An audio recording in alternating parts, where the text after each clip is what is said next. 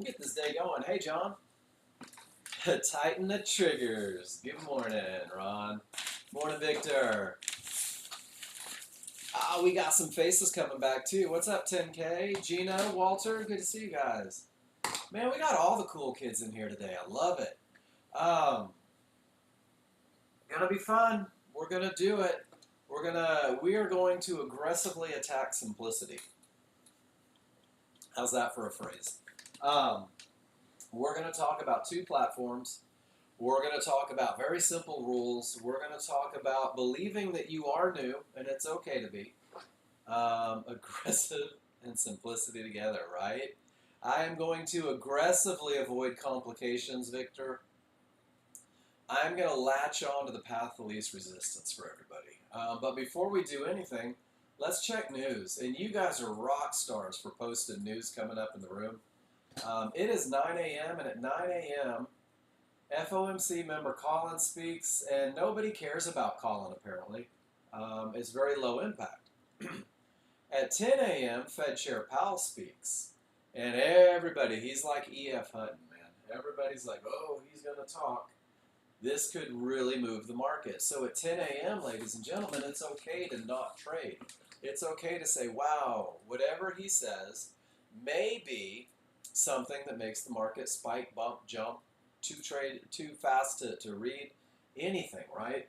And then at noon, we do have Trump. We're going to finish up the day, I guess, with Trump speaking. Guys, just knowing when news is, right? Just knowing when news is makes a big difference. And then Ron just pointed it out. All day long is the Jackson Hole Symposium, and Forex Factory is saying, hey, guess what? That could be psychosis for the entire day. So you're going to have to make the decision, guys. Do you want to trade during all day long high impact news? I don't know if you've been watching the market this morning, but there's been a lot of crazy spikes. There's been a lot of crazy, everything says down and it spikes up, right? So follow your plan, but don't be surprised if things don't follow through, because it is high impact news all day long. Lots of consolidation, sword trader. Right on. Last time I saw an all-day high-impact news was crude oil. They were doing the OPEC meetings. Good morning, Luciano. And some of you may remember this, but I would say 70% of the class chose to trade anyway and blew out accounts and lost crazy. So be careful. Be careful, guys. High impact. I won't tell you what to do. That's not my job, but I will teach you how to read indicators. We're going to do what we always do, guys. We're going to watch the market. We're going to talk about a couple different things.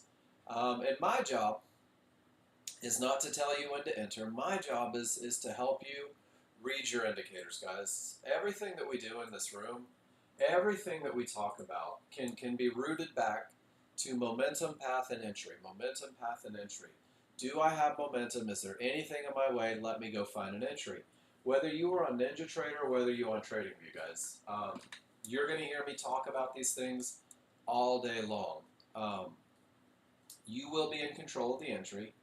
You will, with a little bit of study, know exactly what's working for you, what's working against you, how aggressive you need to manage. All these great things come from three very simple concepts.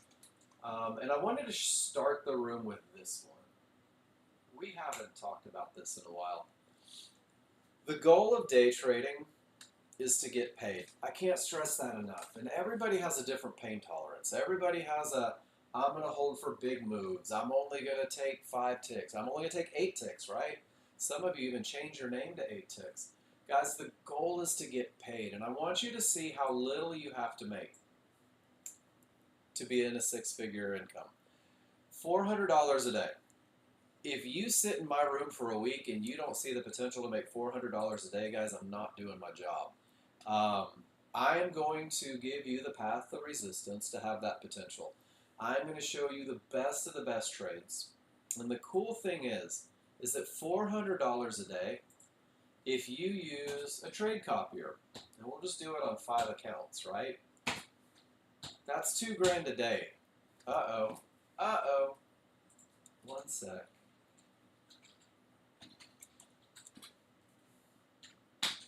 Oh, Discord's going to give me some woes this morning.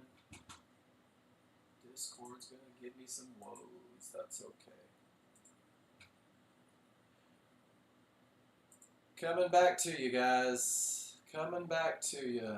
Hopefully you can hear me. I'm trying to find my room right now. Sometimes just a good old reboot sets you right. Is that better? Can you hear me now? Am I back? No sound at all?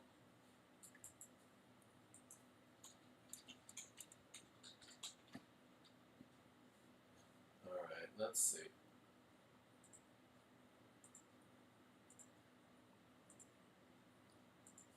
Nope. Okay.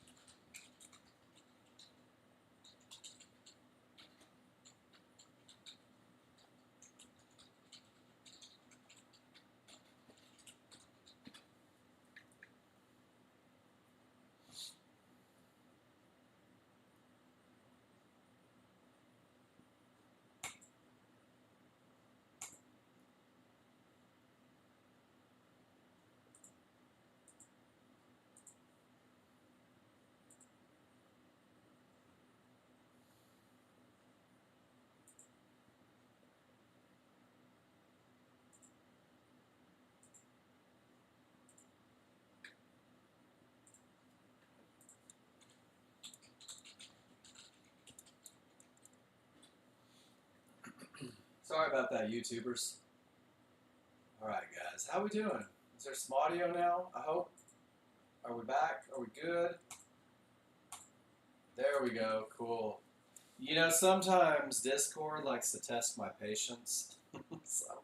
Sometimes Discord likes to see if I'm really as calm as I appear over the years. So it happens, guys. It happens sometimes. But the point I was making is that if you can find a way, and you can find a way, good morning, Chariot, to consistently make $400 a day. And if you're in the prop firm, guys, you've got the best copier on the market, do it in 5 accounts. Turn your $400 a day through the same trades, the same management, the same results into $2,000 a day. Copy it. Get 5 accounts. And suddenly you're making $500,000 on the same $400. And that's kind of the goal, guys. The goal for trading is to get paid. It's to get paid consistently. It's to put more money in than to take out.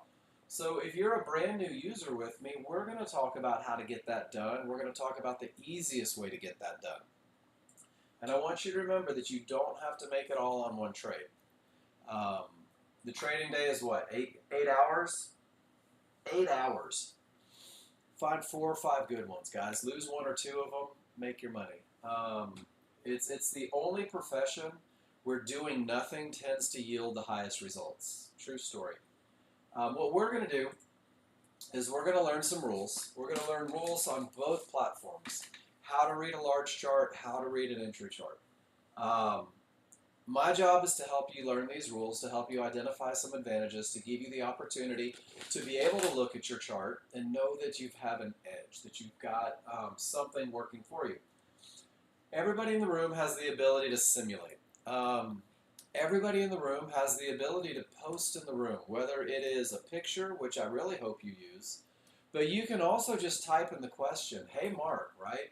So who are some of my new folks? Anthony, Sword Trader. Maybe I put up a picture and you're like, I don't understand what he's talking about. Write it in the room. Mark, clarify. Guys, I'll do that for you. I will do that for you every morning. Every question, every chart. Every time you post in the room, it's a private session with me. Every time you ask a question, it's a private session with me. I don't want you to wonder anything.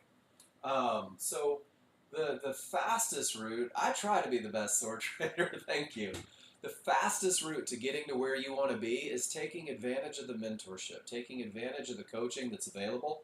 And guys, I love what I do, and I love your questions. And when you guys ask me a question that I haven't heard, you make me a better educator because it means that I'm learning what I need to add into the curriculum. So simulate your trades, guys. Post them in the room. Ask a million questions. And the second thing is keep it simple. Keep it basic. Keep it focused in the beginning. John Novak posted in the room yesterday probably one of the smartest things. And Nexgen doesn't give trading advice, but John posted in the room, get really good at one trade.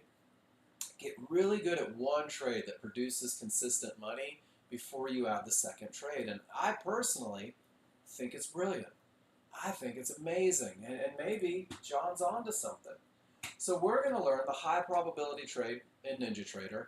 It's only 3 rules, guys. And each rule, when true, creates those advantages that we were talking about. Momentum, clear path, and entry.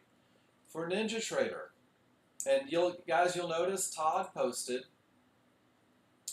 a trading view chart. So there's 2. And Todd's posted a question, and Todd says, hey, I'm not sure if either of these entries were better than the one you made. So where did you enter? You entered, I'm trying to get your lines up here, right when the trigger's rolling. So Todd, and this is what we're going to do every day. Do you see how you traded directly into a zone? And your small triggers on your large chart hadn't rolled yet. They weren't giving you any sort of advantage. You're hoping the area holds, but it's not quite there. That zone gave you the push lower. Your close on the correct side of the small triggers. By the time you get that close on the correct side, your smalls have rolled, and now everything on your chart says up. Does that make sense, Todd? Just a little bit earlier. Just a little bit early, and then down here, when you follow the rules, you actually get a better entry with less risk and more profit. It's an awesome read. It's great anticipation, and now just a little bit of a patience piece. Entries are going to come from areas. Entries are typically going to come from a pullback to an area. So if you've already broken away, you're either late or you're early, and we're going to talk about that and define it. That's going to be one of the things we do. And what I just did for Todd, hey Todd, good chart read, good anticipation. Let's refine that entry. Let's reduce your risk. Let's get you more money. That's what we're going to do with every picture posted in this room, ladies and gentlemen. So the high probability trend trade on NinjaTrader. 3 rules, 3 advantages. Only 2 charts. That's it. Both platforms are only going to use 2 charts. I'm excited today. I had a pancake. You guys better watch out. The big chart, the slow chart, the large chart. This is a 13-2. And if you're on TradingView, it's the same concept. This chart's going to define the direction that you should be trading. This chart is going to define whether or not you have that advantage of momentum through rule number 1. This chart is going to define whether or not there's something in the way that can mess up your good time. And guys, 90 or 60% of your advantages come from the large chart. It's the overall opinion of the market. And Todd, I'm going to give you something for that refinement. I'm going to go through and we're going to talk about it today. Every advantage from the large chart comes from the most current bar. The first bar printing on that chart. You'll be able to define direction, momentum, and areas. When the advantages are in place, when you have rule 1 and 2 met, you'll turn your attention to a smaller, faster chart. The smaller, faster chart, guys, this is a refinement chart. This takes the inner workings of this one bar and it breaks it down into 20 or 30 bars because of the size of the chart. And this is where you're going to pinpoint your amazing entry. This is where that accuracy is going to reduce risk and it's going to maximize your profit potential. So only 2 charts. Is there paper trading features to it as well? Absolutely. Sword Trader, so in NinjaTrader, are you doing a demo of it? Over here, under account, it'll either say demo, or if you have a trading view or an account, you'll be able to do sim. Yours probably says demo. And when you're on demo, you can go just apeshit. You can enter, you can exit, you can learn to move stops, you can learn to get targets. You can do everything as though it were real.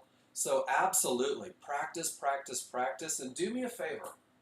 Every time you take a trade, even if it's practice, even if you don't know if you did it right, take your picture. And guys, this is for everybody in the room. Take your picture and tell me what you thought of the momentum. Tell me what you saw in terms of termination conditions, and tell me where you entered and why. And if you do this on every trade, guys, on the great trades that you take, what you're going to find is that you're literally writing a recipe for success with your annotations. You're making it repeatable. You're making it testable. You are proving that you have an edge when you take that entry. You're also, through annotations, going to go back and say, oh my gosh, I didn't have the advantage of momentum, and egads, I did not have a clear path. Well, this is exactly what I want to avoid, and this is exactly what I want to look for, guys. So everything you do, sword trader, drop in the room. 2 charts, because these 2 charts reflect whether you are TradingView or whether you are NinjaTrader. These charts are a reflection of who's in control, and the answer is not you. Your 2 contracts, your 4 contracts, your 6 contracts have absolutely no bearing on what the large crowd wants to have happen. So your large chart is a reflection of what they want. These guys and gals are going to create trends, and they're going to create the momentum that we look for, and they're going to react at the areas that you know about long before they get there, and you're going to be floored at how effective Fibonacci is because the market respects it, because the market created it, guys. It's pretty awesome. Your small chart on NinjaTrader is a refinement chart. This is the small crowd. These are the fighters. These are the people that hate the large crowd. And when they want up, they push down. And when the large crowd says, hey, let's go down, these guys say, well, no, let's go up. We don't have to do. You're not the boss of us. Guys, rule number 3 is going to pinpoint with insane accuracy right where that small crowd is most likely to fail. This becomes your entry for the highest probability trend trade. We rely on the small chart fight. So, 3 rules, guys. That's it. Let's talk about the indicators that we're going to use to make these 3 rules come to life. Both charts, large and small, will have triggers. Triggers are small triggers, 2 solid lines. Triggers are large triggers, 2 dashed lines. These are fast. These are slow. These are going to define momentum, NinjaTrader users. These are going to define those termination conditions, areas that could stop the market. These large triggers are even going to define your amazing entries. So triggers show up in 99.9% of everything that you do. Both charts will have areas. Areas have names. There's no need to know the origin story, guys. There are going to be divergence high lines. That's a magenta line that prints from a pivot. And that pink line prints when the market has already headed south. But what it lets me know is that the market is losing momentum. Divergence is a loss of momentum. If you see that negative number, if you see that magenta line, just say to yourself, okay, market lost momentum to the upside. Same thing as at a low, but it's cyan. The negative number is a byproduct of the calculations, guys. It has nothing to do, bigger numbers aren't stronger than smaller numbers. It's that cyan line printing. It's that magenta line printing. It just lets you know there was a loss of momentum. The market respects these lines. There's also red Fibonacci resistance. These are made from tens of thousands of calculations from different time frames, all pulled together through a magical algorithm that my brother created. I had no idea he was that smart. And it'll let you know precisely where the market may turn. We're going to use trigger lines to help define that. We're also going to use these areas, Fibonacci resistance that could stop the market in an uptrend, Fibonacci support that could stop a market in a downtrend. These are going to come into entries as well. So just know the difference between support, red, resistance, red, support, blue. Yellow 1-to-1s, guys. These are 100% Fibonacci alternates. I like to think of them as fibs that print in the moment. This is that instant fib, and they are respected by the market. And in an uptrend, the market may hit it. It may behave as resistance. In a downtrend, it could behave as support. You're also going to see a midband. This is a moving average that runs through the middle of your screen. When price is above it, you'll notice that it turns green, and it may behave as support. When price is below it, it turns magenta. It may behave as resistance. So we're going to use areas, we're going to use triggers, and we're only going to focus on 3 things, guys. And the second piece to getting to where you want to be ASAP, use the spreadsheet. So there's 2. There's a Nexgen TradingView spreadsheet. there is a tracking sheet. So we're going to talk about the tracking sheet real quick. And I'm going to drop everything you need in the chat box right now. Steal these guys. If you're brand new to Ninja Trader and Sword Trader, this is going to be good for you. And Anthony, I believe you may be as well. So strong triggers is your first advantage. I've put together about 50 pictures of only strong triggers. There are pictures of what it means to have the clear path. There are pictures of defining your entry. So each of these green sections is an individual rule that you will learn individually, but you'll piece them together to create the highest probability trend trade. This is also what it looks like to not have rule number 1 met, when it's okay for you to exercise your right to do absolutely nothing, what it means to not have rule number 2 met. And I want you to see something. These termination conditions are the biggest section in the spreadsheet because the termination conditions are the most broken rule. This is the one that's going to make you the most patient. There's a client trade section, and this goes through the perfect entry sequence, long and short. We're going to go through it, don't worry. And there's about 500 pictures of Nexgen users using momentum, path, and entry. I just steal these from the room when you guys are brilliant and put them in the spreadsheet. If you are a NASDAQ trader, guys, I personally only trade the NASDAQ. It moves about 10 times faster than crude oil or the S&P. So until you are really comfortable with what you're looking for, the NASDAQ is kind of like the big leagues. It's okay to shy away from it for a little bit. Again, I won't tell you how to trade. ES is your step back. ES is like baby NASDAQ, right? It's just a little bit smaller, a little more mellow. And then, guys, there's ideas on management. There's patterns that repeat themselves in the market all day long. I teach the patterns that have the highest chance of winning, the high probability pattern. You'll start to see patterns outside of it when you see it. Dab chain, when you say what causes this, tell me what this is. Your crazy exposure? I don't know. I haven't seen that since Andy. Andy had that problem. I would shut down, reboot. That's what I would do. I would shut down and reboot. That's wild. That's a graphics thing. I don't know what's going on. Honestly. Put your sunglasses on, right? It's the 70s, right on, Sword Trader. So the final page, guys, and this is the final page on both, is a trade tracking sheet.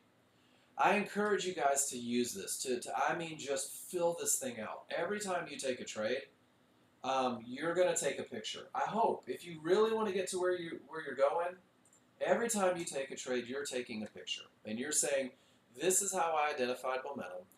This is how I identified the terminations, the potential to break. This is what I did for entry. And your annotations are going to help describe what you saw.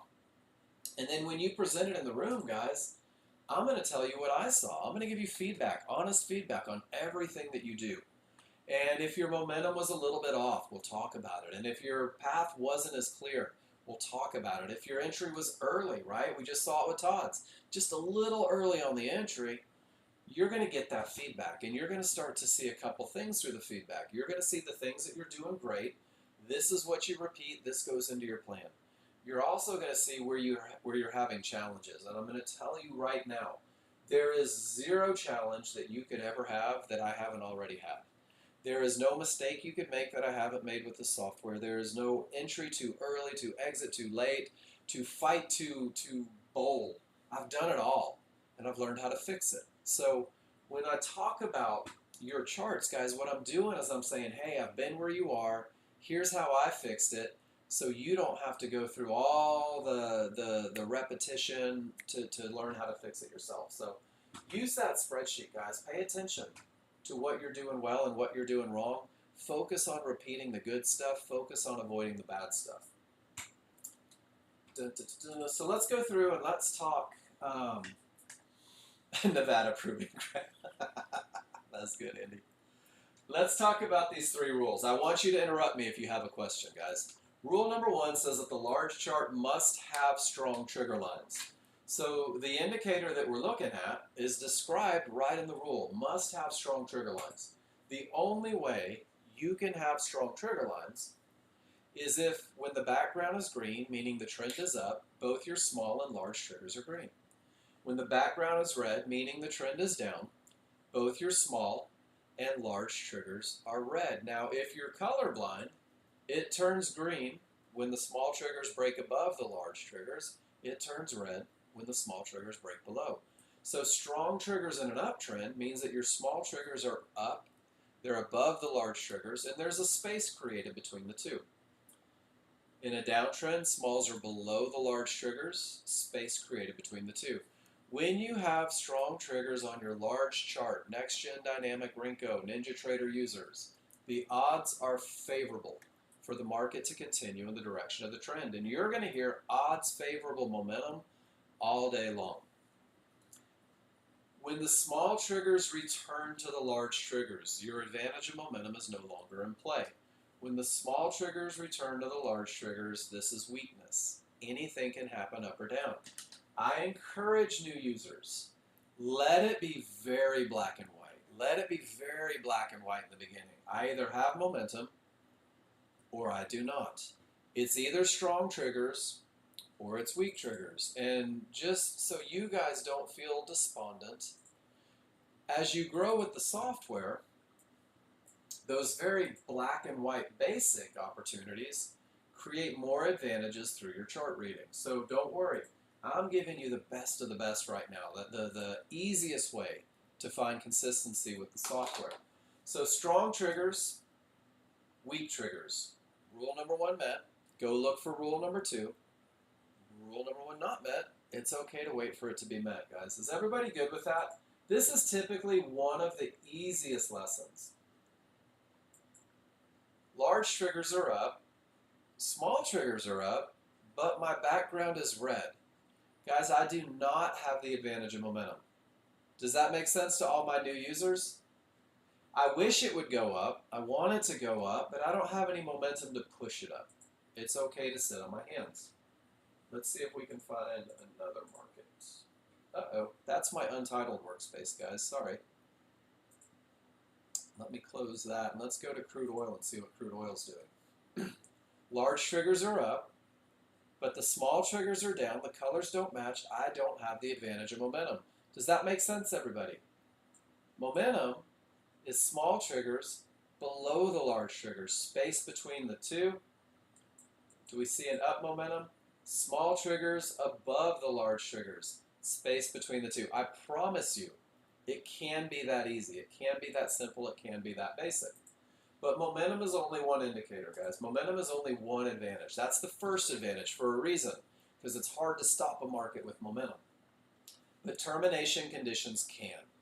Termination conditions are Fibonacci-based indicators that could stop the market. Termination conditions are those horizontal lines on your large chart. When they are present, you don't have room to profit targets. When they are present, you do not have a clear path. But when there are none, that's when the good stuff happens, guys. So momentum sets you off.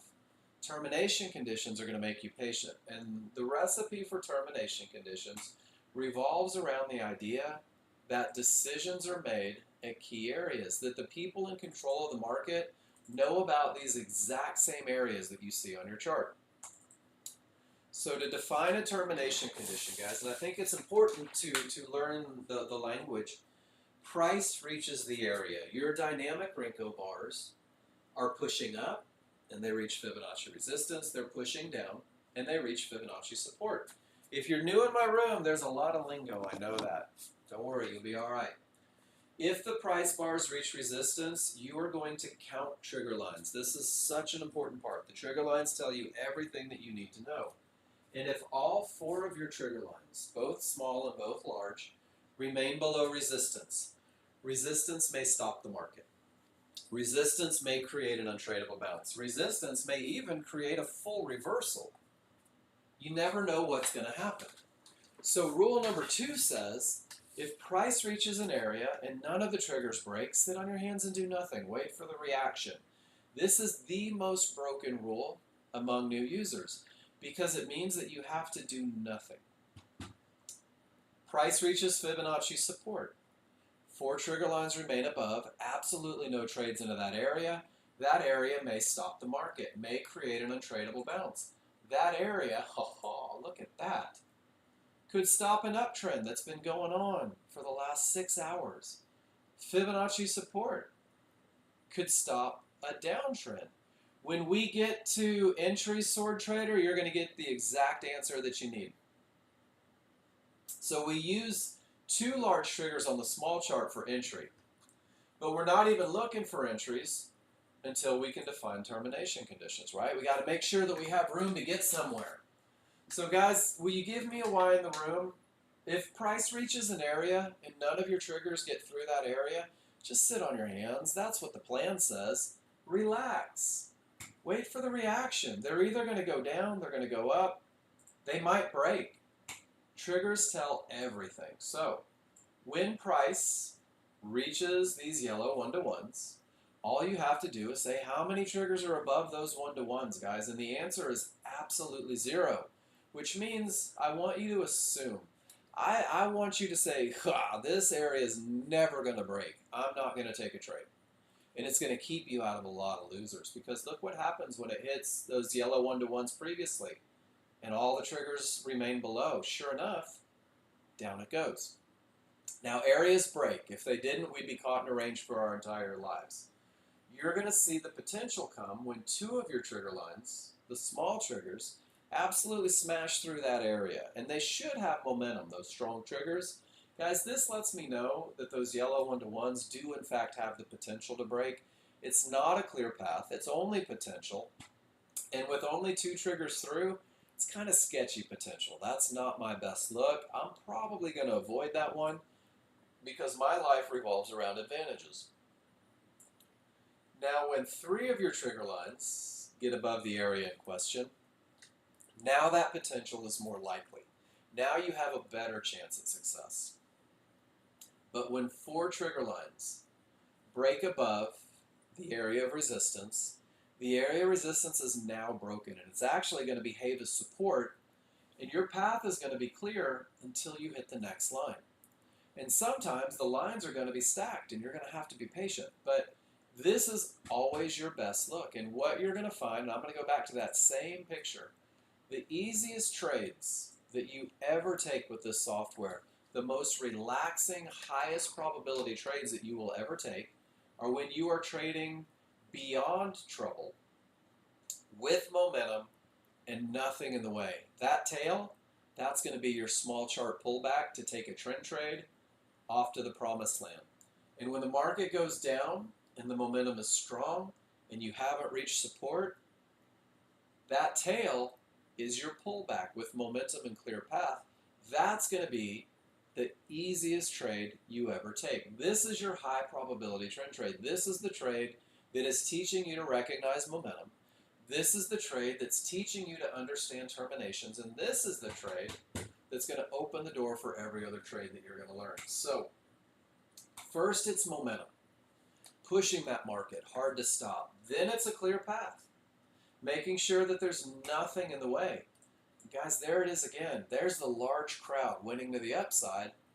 So now we're going to wait for the small crowd fight. Now we're going to wait for the ne'er-do-wellers to push the market down against everything that these guys want. The magic of rule number 3. And here comes your answer, sword trader. Rule number 3 for entry on the smaller, faster refinement chart says that you're going to use a limit order. And you're going to use a limit order to buy or sell a pullback, to wait for that little shove by the small chart, by the small crowd. And you're going to buy or sell that pullback at an area, at a fib, at a mid-band, at a yellow 1-to-1, because the same way they can stop a trend on the large chart, they can create a bounce in the direction of the trend on the small chart. And here comes the keys to the kingdom. That area needs to be inside of triggers. And this is why there are 2 triggers on your small chart. There are large triggers. These are smooth. These are native to the 5-1. And then your second set of triggers, watch this. Those are your large triggers from your large chart. And why do we do that? Because triggers are moving averages. And price returns to the moving average. It's the regression of the mean is what the math people tell me. I was an English lit major, so it doesn't mean anything to me. But check it out. Price accelerates away with strong triggers, didn't hit the area, and it pulls right back to the large triggers. What does that look like over here? Price accelerates away, and it pulls back to the large triggers, but then it kind of goes through the large triggers, up to the large chart large triggers, guys. So we're going to use both sets of triggers to define where the retracement for your entry is most likely to occur. And let me find your picture. Does everybody see how these triggers are split away from one another? That's a pretty big refinement. That's a pretty big retracement zone. There is a look, my friends, that will reduce risk. There is a look that will increase accuracy. And I call them favorable large triggers. And favorable large triggers means that both of your trigger lines, large and synthetic, from both time frames, are overlapping. They're one on top of each other. It looks like two snakes riding piggyback. Because when I have favorable large triggers, I have the absolute smallest retracement zone. It's tight. That's some accuracy. And then when I put a fib, a mid-band, or a yellow 1-to-1 inside of that retracement zone, I have the smallest range where the market is most likely to bounce and continue with the trend. So favorable large triggers will help you reduce risk. Favorable large triggers will help you pinpoint with even higher accuracy. That's not always the case, but it is the best case. So when we're looking for a trade, when we're looking for an entry, and I don't know if I've mentioned this, having momentum on the large chart is key. Having strong triggers is key. Making sure that you have not reached an area is key. Momentum and clear path. Can everybody give me a why? And I'm going to set this up. We're going to go through the lesson, and then we're going to come back and just pick it right out of the sky here, guys. So what I'm going to do, and we'll do a long trade first.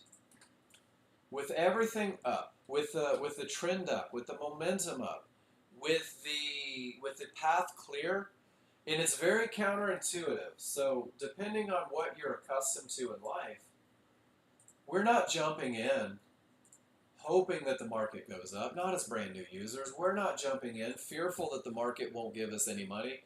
We're not jumping in praying that it just doesn't stop. Because guys, the market moves in fluctuations. The small crowd fights. And that is going to be the reversal bar. The reversal bar signals the beginning of the pullback, the beginning of the fight. The reversal bar is not your entry. Once the reversal bar prints, you will know exactly where the market is most likely to retrace. From the top of the large to the bottom of the large. It could be synthetic over large. It could be large over synthetic. It doesn't matter. But somewhere in that range, these price bars are most likely to return. Is everybody good so far? All the way to the bottom of those triggers is where that market may go. Now, we like a little more accuracy. Areas inside of those triggers, and guys, that word inside is so important. Areas inside of triggers can create a bounce to continue with the trend, to continue with the momentum, to continue with the clear path. I've got a higher area, happens to be a mid-band. I have a lower area inside of triggers, yellow 1-to-1s. I don't know which one of those areas will create a bounce. I don't know if it's going to be these 1-to-1s. I have no idea if it's going to be that mid-band. But because of the large chart advantages, because of the momentum on the large chart, because of the clear path on the large chart, your job will be to activate a limit order just above that highest point of support. And pray that the small crowd gets there. Because once the limit order is activated, you've done everything you can do. You have insisted on momentum. You have demanded a clear path. You have pinpointed exactly where the market is most likely to continue. And you've taken your entry. And this is a pattern that typically wins 70 to 80% of the time. Now we're going to do a short one because we're going to go back to that live market and we're going to do this bar by bar together. So the reversal bar begins the pullback. The reversal bar is not the entry. The trigger lines define where that pullback is most likely to go. The trigger lines are not the entry. The area within that retracement zone, the area inside of triggers, is where the market is most likely to bounce. You're going to activate a limit order just below that area. Is everybody with me? So, two chart process. You ready? Watch the magic. Odds favorable momentum. Does everybody see it? And this is crude oil this morning, guys. Strong triggers, small below the large, larger wide, space between. Rule number 1 is met. Price has not reached Fibonacci support. All of my triggers are below the previous area. My path is clear. Does that make sense, everybody? I'm going to show you how you're going to call your shots. So when the large chart is done, when my advantages are present, when my rules are met, I turn my attention to the smaller, faster chart. And my rules say wait for the reversal bar.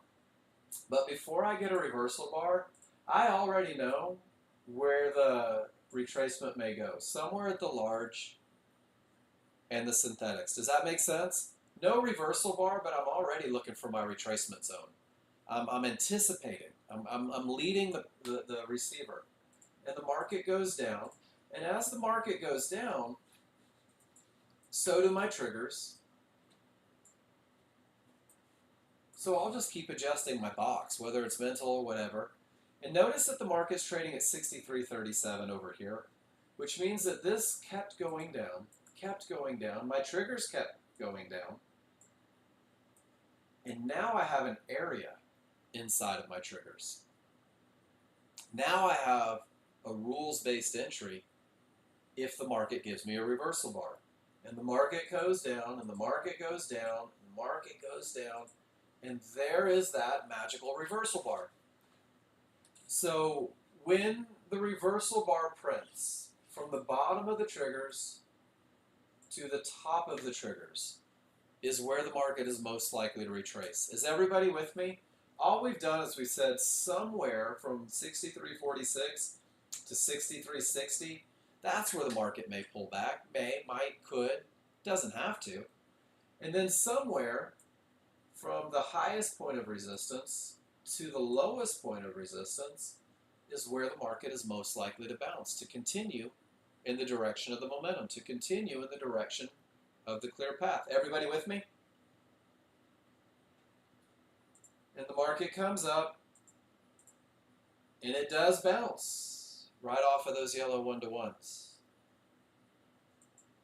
And then it comes up again. There's your mid-band, right? And it goes right into the other retracement zone, but never gets beyond. Never gets beyond that retracement zone. And then it continues down right to trouble. Let me show you how you can study this, guys, without having to be in the market. Do you see the top of the move? Watch what happens when I bring the large chart over. Bonk. It's that tail. That tail on the large chart is the top of the move. So when the rules are met, you can say, okay, strong triggers, clear path. I see one of those tails. Let me put a circle on it. And sure enough, it goes right to the areas inside of triggers, and it goes right down from the area. Guys, this is a pattern that repeats itself pretty much every day. This is a pattern that repeats itself every market. Circle a tail, momentum and path. Ooh, that one went right back to a mid-band, but the mid-band was on the wrong side of the triggers. That one does not fit the rules. Give me a Y if that makes sense. I have momentum.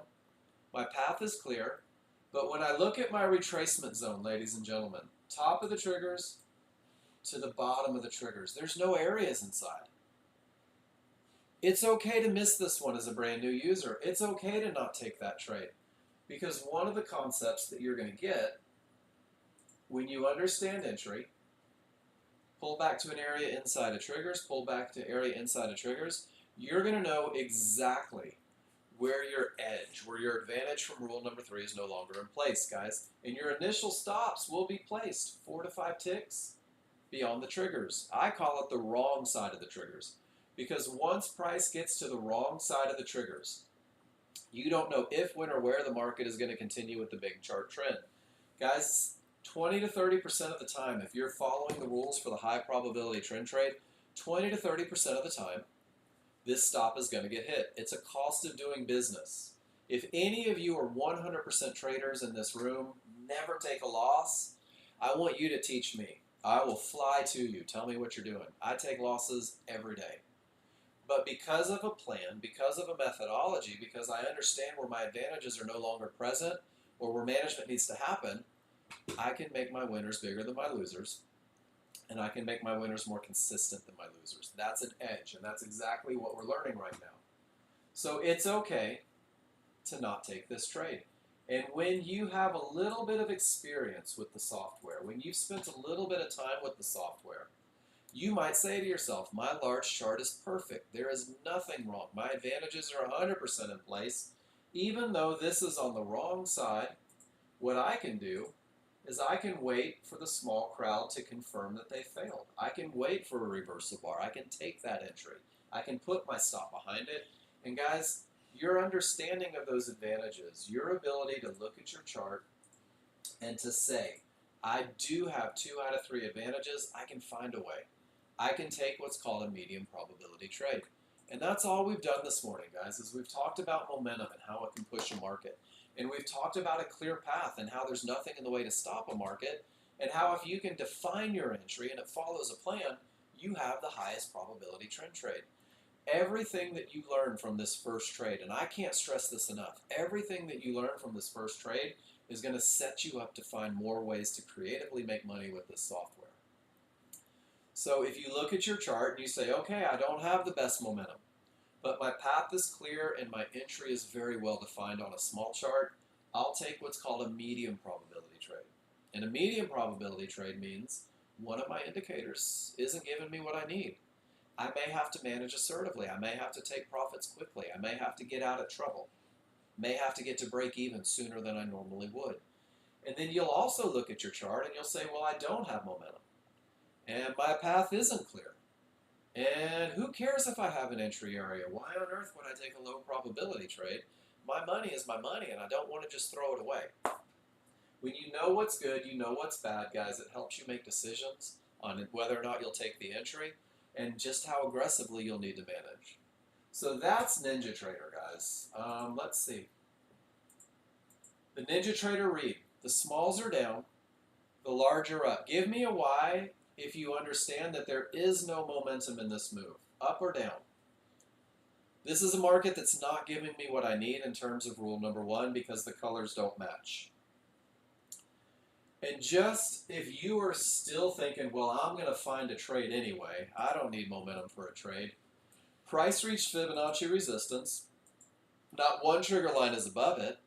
Price reached Fibonacci support. Not one trigger line is below it. Guys, you are in a glass case of emotion. It's a Ron Burgundy quote. You have a clearly defined range, both high and low, that the market's going to need to break out of before you have any sort of advantages. Does that make sense? What's the biggest killer of accounts and new users? Trading in determination conditions, hoping that they break. Trading in determination conditions, hoping that they break. Hold on, one more. Trading in determination conditions because I have money or because I have momentum and hoping they will break. Do you see it? So Derek, do you see that the colors are different? The smalls are red and the large are green. This is my little safety net for you guys in the very beginning. The only way, Derek, you can have rule number 1 met is if the background, the small, and the large are all the same color. And what it does is if you have that written down on a piece of paper in front of you, you don't even have to worry about the space between the triggers. You can just say, damn it, they don't match. That's not my move. Pretty cool, right? But here's the other thing, and I was talking to a buddy yesterday about this. If you caught this move, if you took the trade with momentum, if you took the trade with a clear path, if you took it all the way down to Fibonacci support that could have stopped the market, and let's say hypothetically you made $300 right here, are you going to be more inclined to sit on your hands and do nothing if you're catching the right trades? The answer is yes. 100% yes, guys. 100%. All right, so that's NinjaTrader. Let's go to the other one. So Derek, the background is red. The larger green, the smaller green, I don't have momentum. Price reach resistance, none of my triggers are above it. I don't have a clear path. Is it okay to do nothing for a minute? Is it all right to sit on my hands? The answer's got to be yes, guys. Avoidable losses destroy accounts. You will take losses, but they don't have to be because they're based in hope or wishing. All right, that's NinjaTrader. So all of my NinjaTrader demo people, your job is not to be an expert trader. Not yet. Your job right now is to start learning each concept individually, momentum, path, and entry. The first 2 days, it's like drinking from a fire hose. Second day, the lingo starts to get there. Third day, they start to make sense. Fourth day, you start seeing entries. That's how the demo works. By the fifth day, you will know without question that what we teach is effective. And you will have to have the realization that you're not there yet, that you don't know it enough maybe to do it. But you will get there. No doubt in my mind. Tony, on my charts, the text in the upper are you talking to me? On my charts, the text up here is small. Right click, properties. Arial 14 point under font. I believe that's how you change it.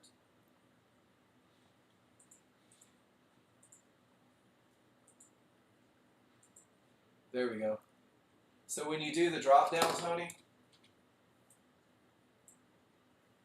that should be able to change your font. Let's do a tester real quick though, just to make sure. Yep, that's the one. That's the one.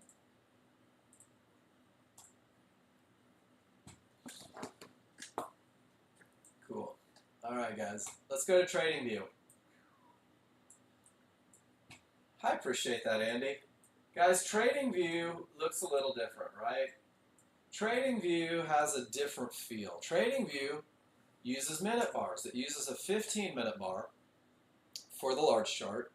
It uses a 1-minute bar for the small chart. Now, TradingView is almost like a throwback to old Nexgen. There was a time where Nexgen used minute bars. And this was a while ago. There was also a time where Nexgen used TradeStation. So, always moving forward. But the idea is the same, guys. And we've been teaching the same thing for damn near 30 years. Make sure the market is going your direction. Let it have some push. Make sure there's nothing in the way to find an entry. So when we're using the minute bars, it's a little different concept. In Sword Trader, I know that you're looking at NinjaTrader, but you do have experience with TradingView. You can have indicators for both. I wanted to make sure that you knew that. We can load you up on either. So whatever you're comfortable with, wherever you're at with it, let's get both on there. And who knows, you may like one more than the other. Because of the size of the bars on your large chart. And guys, your large chart is still the overall opinion of the market. Your large chart is still defining the direction that you'll trade. Your large chart is still letting you know how much momentum is behind it. And your large chart is still defining turning points. Large chart leads the way. So the first thing you're going to do on a large chart, and this is in the plan that I gave you guys. This picture is just smack dab right there on that document that I gave you this morning. I'll give it again because for whatever reason, you guys hate to download them on the first try. So there's the one for NinjaTrader and for TradingView. how to read your 15-minute chart. Guys, this is the keys to the kingdom, I think. What direction are the small triggers going? Does everybody see that the small triggers are pointing down? That's it.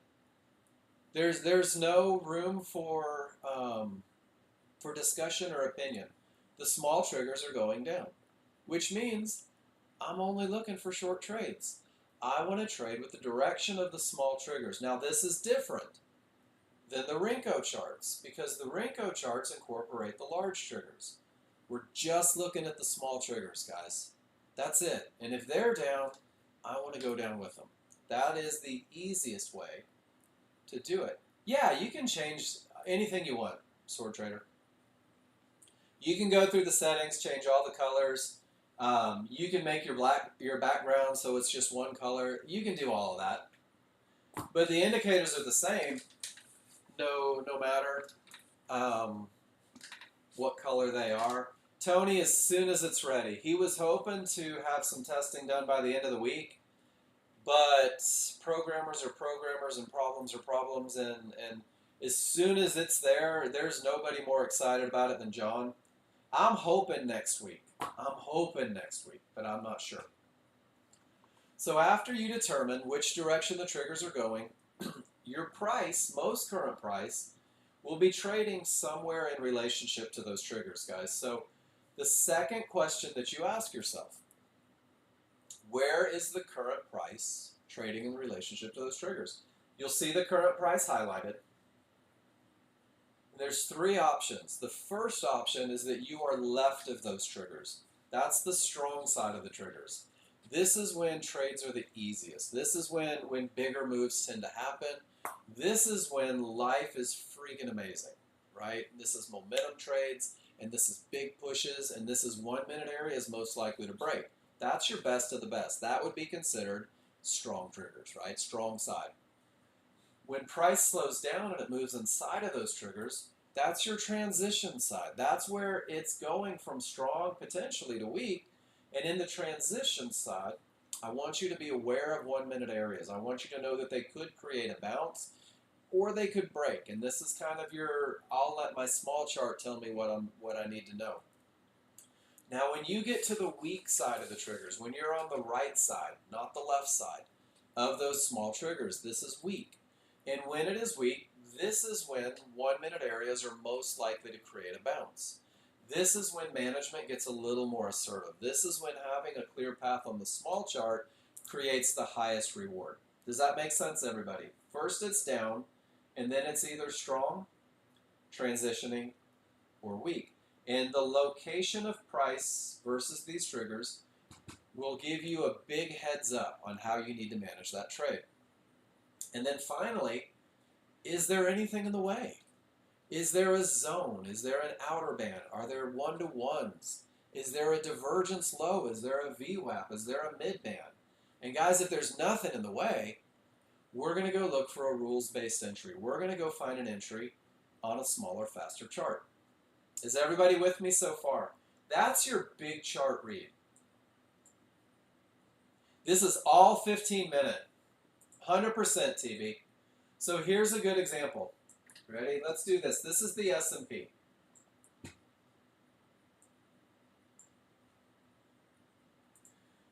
There's my small triggers. Up or down? What do you guys think? Play along with me. It'll be fun. Are the triggers going up? Are the triggers going down? Can you tell? All we're looking at is the small triggers. They're either up or they're down. They're up. Absolutely. So here's my most current price, 64.13. Most current price is inside of those trigger lines. It's not the strong side, but it's not the weak side. So the triggers are up, and I am in the transition, Victor. Does that make sense? They are not left or right. They're smack dab inside. That's okay. And then here's the question that you have to ask. Is there anything in the way? Well, from where I am, if I found a rules-based entry, I would have plenty of room to retest trouble, but because it's already been there, I want to be aware of it. And this is one of the differences on the minute charts, because a 15-minute chart can do huge things. And it can reach an area, and it can retrace, and it can give you another 20 points to get back to that area. So I would say, because it's up, I'm in a transition, because I have room back to trouble, I can go look for an entry on my smaller, faster chart. You guys with me? So on my smaller, faster chart, look at the size of that bar. There's news, guys. There is news. But there are two types of entries that you're going to take. And this is pretty cool because we're about to see this one and how sometimes it's not our money. There are two types of entries that you'll take on the 1-minute chart when the rules are met on the large chart. The first kind of entry is what I call the trend trade entry, which means that with everything going up, with nothing in the way, and I look for an entry on the small chart, if my small triggers turn against me on the small chart, I'm waiting for a pullback to an area. I'm waiting for a pullback to a midband. If my small triggers turn against me, my only option, here we go, Exhibit A, is to wait for the market to pull back to an area or the midband for a trend trade and then close on the correct side. And had news not printed, that would have been the perfect trend trade. Triggers were up, transition side, room to trouble. Because my small triggers turned against me, I waited for a close on the correct side of the triggers down there at that midband. And that is exactly where the market just went up from. So that's your trend trade. Whoops, wrong one. There's another entry that you'll take, and it's a momentum style entry.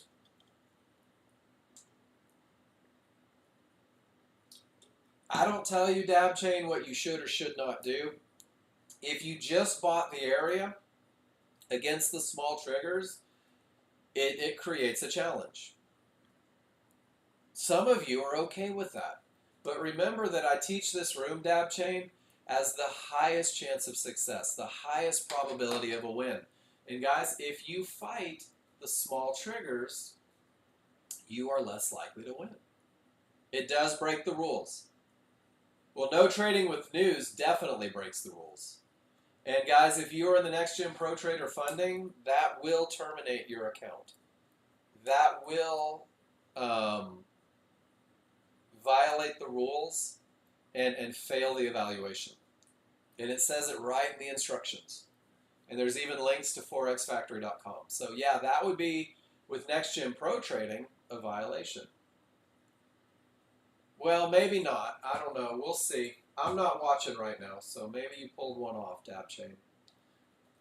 Maybe you didn't. I don't know. I'm Nexgen Software Services right now. That would be a decision. But it says, just so you know,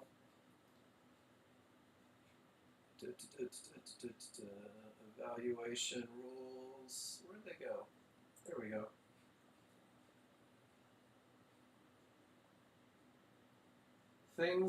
Rules that will disqualify your account and require a reset. Do not trade 1 minute before or until 1 minute after any red flag news event, as denoted by Forex Factory's economic calendar.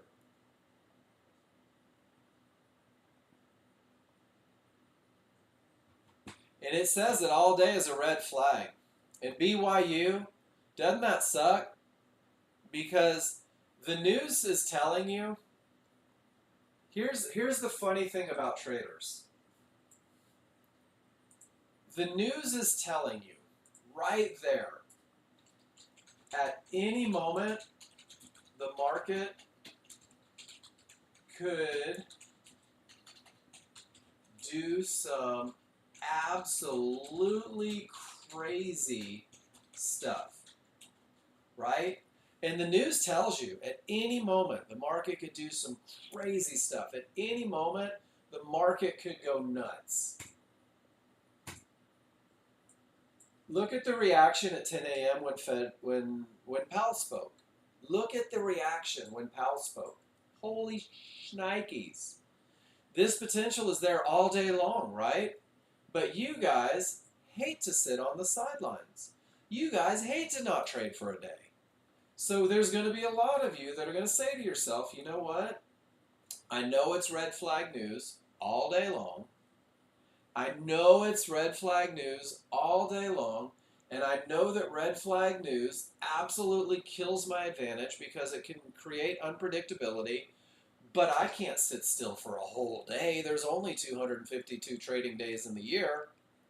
And a lot of you are going to choose to trade anyway.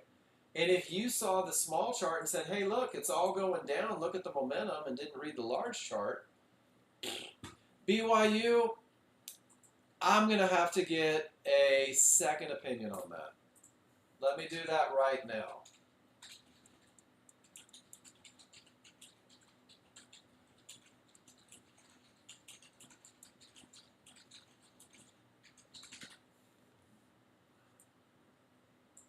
Let me get the call from the judges on the sideline.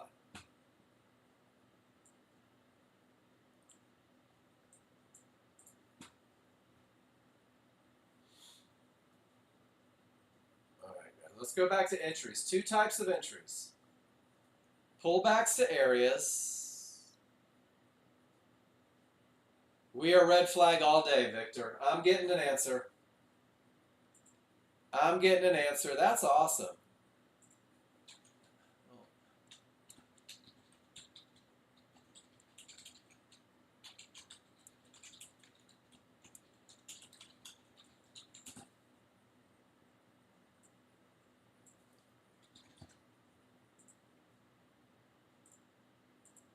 The rules say no, right? The rules say don't do it. The rules say you can't. The rules say you're better off paper trading today. That's what the rules say. That's what you signed up for. So maybe it doesn't violate, maybe they don't take your account, but they probably don't give you credit for the profits, right? Because you broke a rule.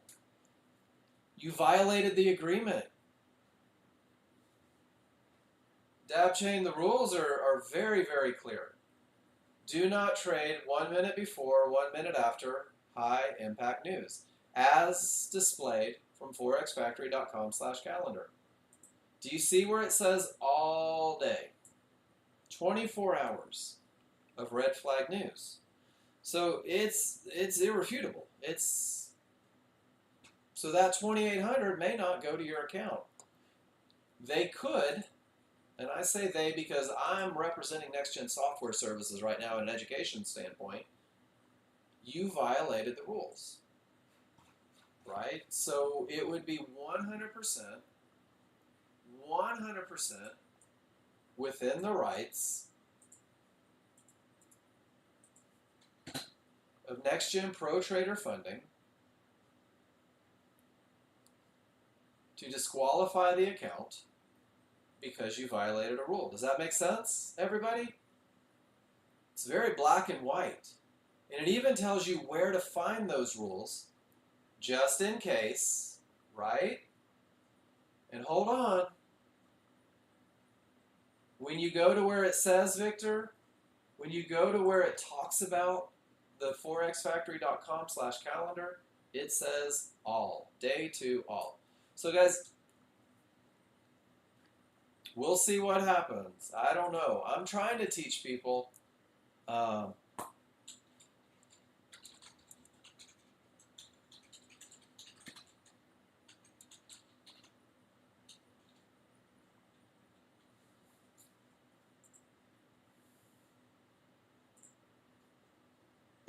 Sword Trader, it's very rare. It's very rare that it happens all day. The last time I saw red news all day was OPEC meetings, and 90% of this classroom blew out their accounts with Apex or Top Trader.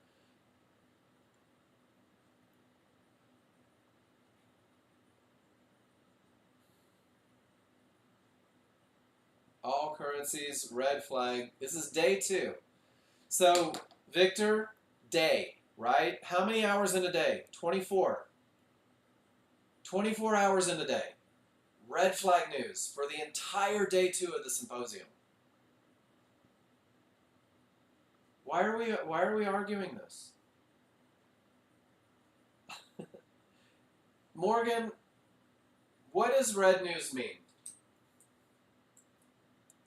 Red news, red flag news means there may be an emotional reaction by someone with the capabilities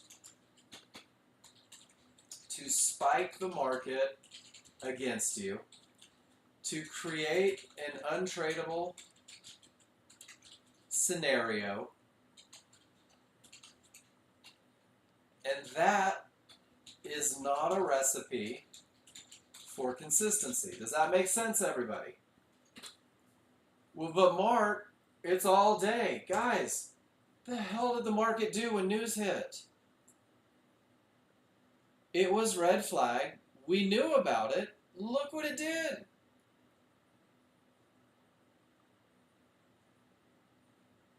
Now, traders, and this is what I'm saying, you guys freaking hate to sit still. You hate to do nothing. You hate to not be in the market. So much so that you would trade during red flag all freaking day long news. All right, let's talk about entries. I love you guys, but it's pretty clear. Let's talk entries. Great day to paper trade, Victor. It's a great day to paper trade. It's a great day to be on simulator. It's a great day to practice your entries. It's a great day to review your rules. It's a great day to sit in this classroom and get every answer that you could ever hope for. Right? But it is rules, guys, and you guys signed a contract that said that you wouldn't do it. Thank you, Todd. Get me back on track. Get me back on track. There are 2 types of entries, ladies and gentlemen, that you will take on TradingView if you are following the plan. The first one says that it is a pullback to an area, specifically a mid-band for the trend trade. But if you pull back to an area and the large chart says go long, your job is to wait for a close on the correct side of the small triggers if the small triggers have turned against you. Does that make sense, everybody?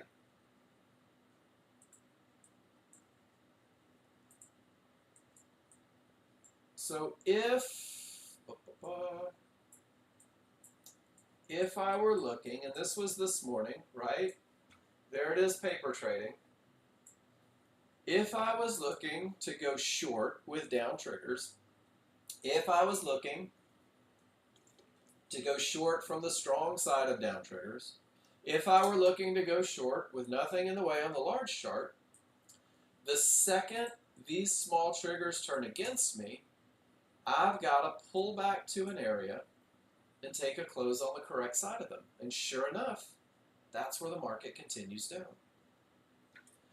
Not fighting the small triggers. If you thought you were going to take a long trade, check it out. The market continues down until you get a close on the correct side of the small triggers. So what Nexgen has done for you has said, hey, this is your patience piece. This is going to keep you from getting run over fighting the small triggers, which creates an advantage and an edge, right? Beautiful. The second entry is the momentum style entry. And now this is where the idea of strong trigger, smalls below the large, separation, it was pretty, Victor. If the large chart says down, 15 minutes says down, 15 minutes says nothing in the way, and your smaller, faster chart has strong triggers. The key to this entry, ladies and gentlemen, is not to jump in right as it breaks below the area. The key in the pattern is that very often when support breaks, it becomes resistance. And as long as you have strong triggers, you can activate a limit order right at resistance. If you don't have strong triggers, you're going to hit the buy now button when it closes on the right side. No, so Victor, this is entries from the 1 minute chart. This is your entry chart.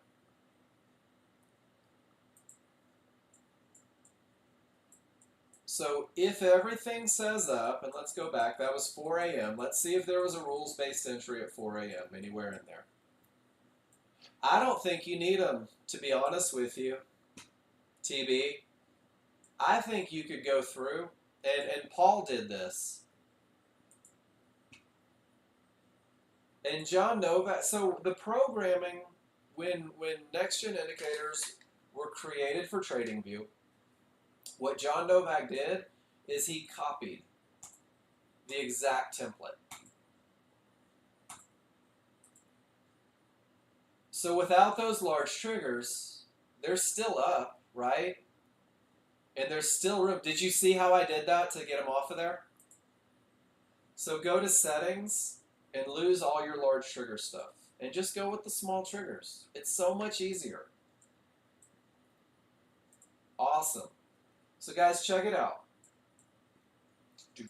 Let me get a box and let me see where we're at, somewhere around here.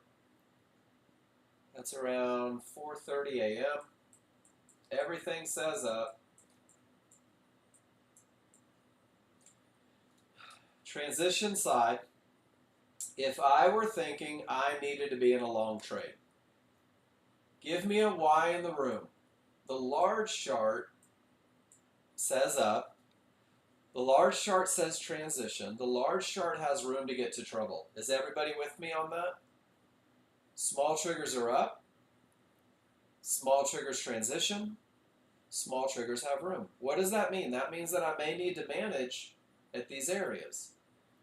I'm looking for an entry, guys, and as soon as the small triggers turn against a long trade, that's that right there, where those small triggers go from up to down. Is everybody with me? My only option is to say I need a pullback. I need a pullback to an area. I need a pullback to a mid-band. I need a pullback up, look at that, to 1-to-1s, right? And I might even draw a couple boxes. All right, here's my entry zones. Here's my only areas once those triggers roll. And in order to enter the trade, to trade with a large chart, I need the market to close on the correct side of the triggers.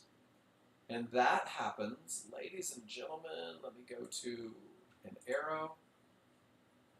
There is my close above the triggers. Does everybody see it?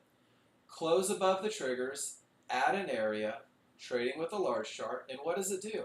It goes all the way up to the 1 minute trouble. I'm in the transition, so this becomes my management point. And guys, that is your trend trade entry. And the second those triggers turn against you, you will call your shots. You'll say it has to come to here. It has to close on the correct side. Bum, bum, bum. All right, I'm looking to see if we can find a momentum style entry.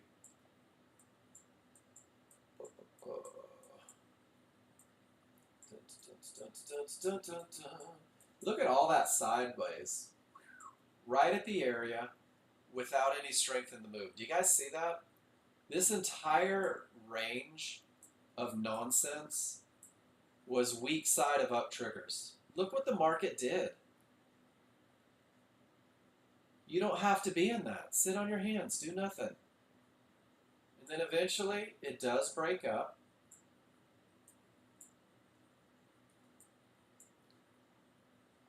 And reaches trouble. Good for iron condors. I don't know what that means. But oddly enough, iron condors was my nickname in high school. Weird. Not really. So when looking for a pullback, say we have the 1-to-1s and also a red area. The price closes a little past the 1-to-1s but does not reach the next area. Is that still valid? So, Victor, It's an options pattern. Oh. So Victor, let's do this. In the very beginning, Victor, is it okay to 100% insist that it reaches the area and closes above at the area? That's all right, right? And then, Victor, you may say later in life, if it's a couple ticks above, that's cool. I'll take a shot, right? If it's a couple ticks below, that's cool. We're still on the same concept, and I'm still trading with the large chart. So the initial, ladies and gentlemen, is the best of the best, the highest probability, your shortest path to success with the software. And then as you grow with the software, what you may find is that you find other ways to do things. And that's the fun of being a day trader, guys. There's a million things that you can do with the software. I give you the path of least resistance. I give you the most probable victories. So both of the plans that I put in the room have a checklist for entry. And the checklist is designed for consistency, guys. Profitable traders do the same thing every day. Profitable traders don't take unnecessary risks. Profitable traders manage their risk before they ever manage their profits. Great entries create manageable risks. So when I'm looking for a trade, I'm not looking for the money that I'm going to buy a boat with. I'm not looking to pay my mortgage. It's not Corvette money. I'm looking for the trade that produces an edge, that's a pattern, that can be proven to win more than it loses. And guys, if you follow a plan, you can have that edge. If you follow a checklist, you can have that edge. The triggers are up. We're on the strong side of the triggers, but from where I am trading right now, I have zero room to get back to something on the large chart that could stop the market. Does that make sense? Up, strong side, I've got nowhere to go. Is everybody with me on that? I can't trade directly back into an area. That area could stop the market. Now, that little devil on your shoulder is going to say, but what if I get it closed above the triggers? You don't have any room. But what if it goes up without me? Then it's not your money. Guys, 90% of your day is doing nothing. I watch the market from about 9:30 a.m. until about 3 my time, or 1 o'clock my time. So from like noon, you guys, noon 30 Eastern, until right before the market closed. And there were 5 rules-based entries. 5 rules-based entries. The net profits from taking and managing all those rules-based entries would have been around $1,500. 5 over the course of 6 hours.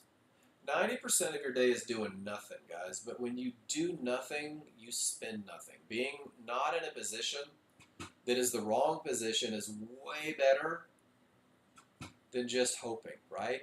And even more so, missing the correct entry is just as bad as taking the wrong trade, because that's where your money comes from.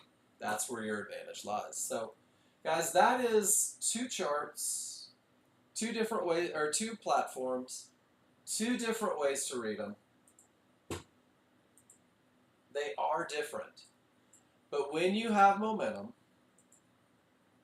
when the path is clear, that market loves to pull back to areas inside of triggers. There's your pattern again.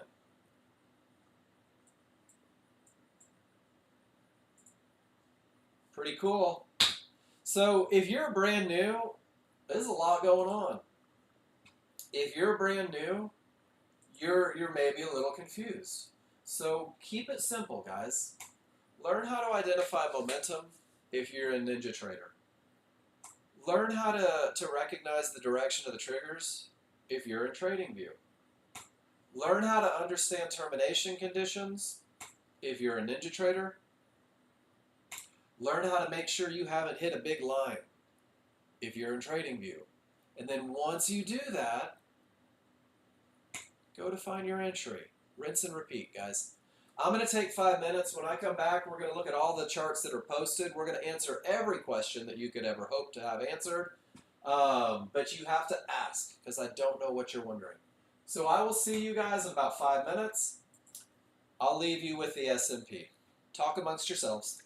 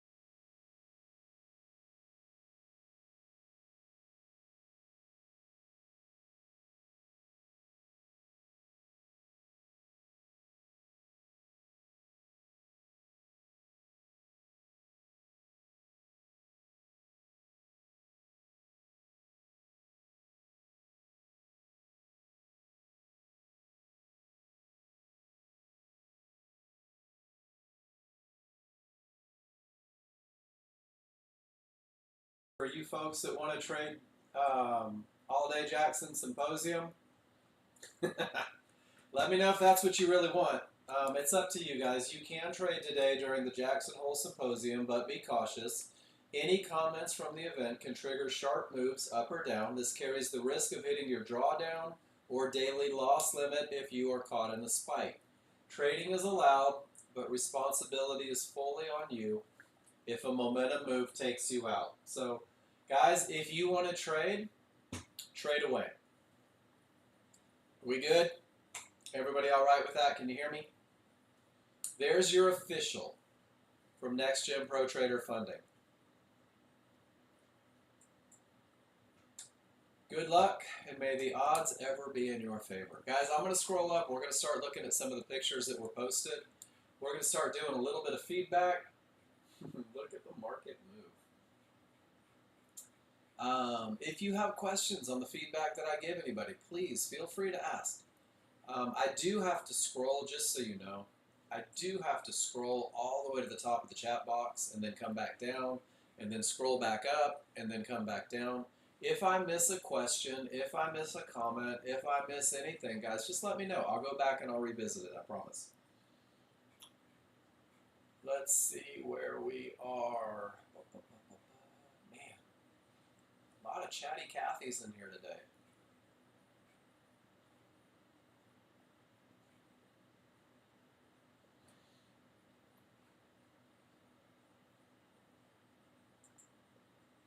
All right. Andy had small triggers down, strong side of the small, or transition side of the small triggers, room to trouble, and Andy, this is so freaking hard to read, I don't know how you do it, but you took a close below the small triggers on the pullback to the area. It fits the rules. Just didn't work. Your stop was too tight. Did the market continue down after that? It was a super tight stop, right? The pivot from the area that gets you in is up here. It's hard to see because you've got your chart so spread out, but it's the perfect trade. It's the perfect entry. It just didn't work. Miss Jen, HVA zone reached, perfect. Smalls below the large would have been the perfect entry. And then once the smalls get back inside of the large, the rules are not met for the HVA, and you choose not to sell. Great adherence to rules, great understanding of the plan. And sure enough, it bounces and spikes and is yucky and nothing is good. And did pull back to the HVA, but no trade because the rules aren't met. Everything says up, and you're staying out of the chop, Jen. You're staying out of the indecision. You're staying out of the zone that could break them and reverse and do all of those things. Wonderful work, Miss Jen. Great patience. Andy, everything says up, nothing in the way. Pull back to the mid-band, close on the correct side. Easy money. Nicely done, Andy. Scrolling down. It's hard to stay out, isn't it? It's hard. It's hard to stay out. And Jen, you did a great job taking pictures instead of trades. Fidget spinner to the rescue. Love it. One of the hardest things you'll ever do is absolutely nothing.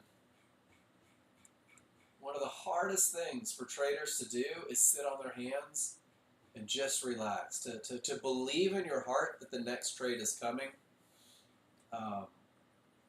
It's difficult. I know it's difficult. You guys know I trade too, right? It's hard.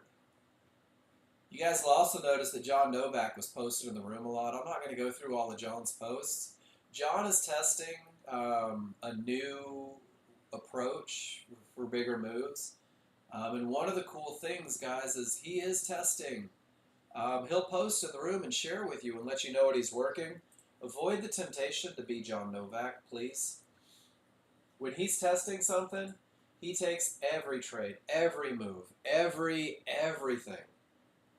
He's learning. All of the things that I teach, everything that I teach, the Trading View plan, is hundreds of hours of study and losses. So many losses. We're learning how to avoid the losses. The KISS plan for NinjaTrader, thousands of hours of pictures. Because we have to figure out where it can break to teach you guys how to avoid the breaking point. So when you see John Novak testing in the room, please don't try to mimic him. No. So Todd, what he's doing is he is saying, I am an expert at reading the indicators, and I know how to make money with the easy way. But I keep recognizing a pattern. So what happens is John Novak is happy but never satisfied. There's even a place in the plan that says patterns that repeat. John Novak sees these all day long. And he's looking at Renko charts, and he's looking at trading view charts, and he's looking at the correlation between the two, and how can he come up with a plan to use both to capitalize on bigger moves. And this is something that he's working on, and it's freaking genius, but it's not done cooking. And guys, he will share his testing in this room. You have to understand that it's just testing. It's not presenting a trading plan that has been proven and validated yet. He's in the testing phase. But there's a lot of you that love that testing phase. So he shares it with you because he loves to share the things he's working on. I even put that disclaimer in the room. There's a big difference between testing a plan and trading a plan. Testing a strategy, trading a plan, guys. Testing a methodology, trading a plan. Know the difference between the two. All right, let me see where we're at. Scrolling up for 3 days, we're going to find something. All right, I think Paul. I love this, Paul. You took, first it's a termination. Everything rolls down, strong triggers, and Paul takes the perfect momentum style trade on the small chart. But it does fight the large chart, but because of the termination, because of the trigger roll, because of the pullback to the HVA, he takes an HVA short with all that momentum, and he recognizes where HVAs go to die, the 1 minute mid band, and he gets paid. And Paul, this is flawless execution of a momentum style trade. Jen, smalls are down, right side of the triggers. The market pulls back to the areas. You get in on the close below. Life is good. You make some money. Great job, Miss Jen. And I think John Novak took the exact same trade that you took at the exact same time.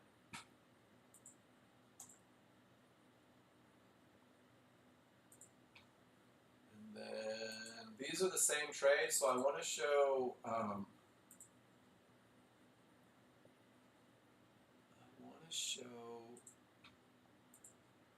couple different things. So I'm going to click a couple here. All right.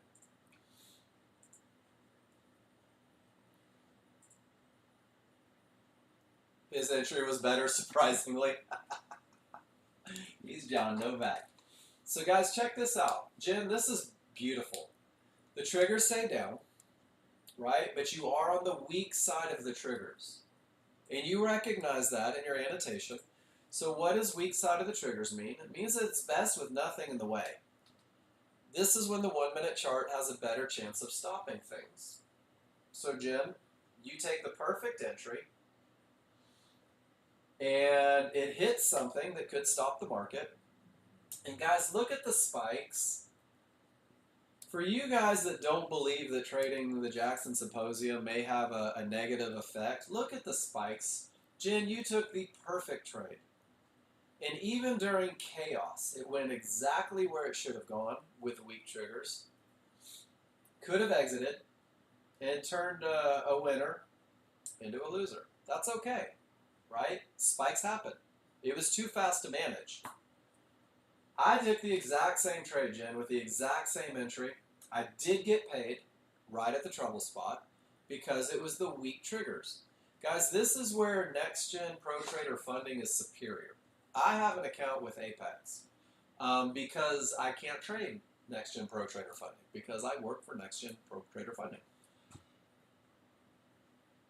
You can't, it won't automatically change your contract content for your stops if a target is reached. Guys, I made money right at trouble. The market spiked, hit my stop order that had buy two, and it put me in a long position and took every bit of my profits plus $20 back. You guys are blessed with Nexgen Pro Trader funding. This zone just appeared. If it were there during the short, it would have been an exit area there, right, Jen? Jen, that green HVA, keep them on your radar. Not necessarily reversal points, not even areas to trade from, but when you're on the weak side of the triggers, it could be problematic. And I think when the trade happened, I could have sworn that I had a zone there, and I may not have. And then finally, I took the next one with the close below, and because it was on the weak side of the triggers, guys, because it was on the weak side of the triggers, I got paid right at trouble instead of hoping that it breaks. Pull back, close below, weak side of the triggers, manage your trades aggressively. So I got my money back from the shenanigans. But I wanted to show that it's the same idea. When you know where you are in relationship to the triggers, you know how assertively you need to manage. Shenanigans. There you go, Jerry. I'll give it to you every day, man. Every day I'll post it in the room again. Do you have the TradingView plan? You know that I created an updated version with pictures, right? There it is right there. I'm telling you, I have been trading for the last 11 days the TradingView plan to the letter, Jerry, and it's been nice. It's been nice. Great stuff, Miss Jen. Guys, relationship to the trigger lines will help you understand how you need to manage your trades. There's a time to hold for giant moves.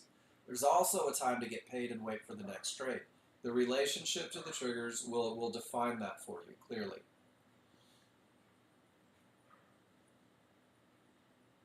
All right, let me see where we're at. Miss Jen. Oopsie, forgot the rule when on weak side of the triggers, zone less likely to hold, zone more likely to hold, right? And it did.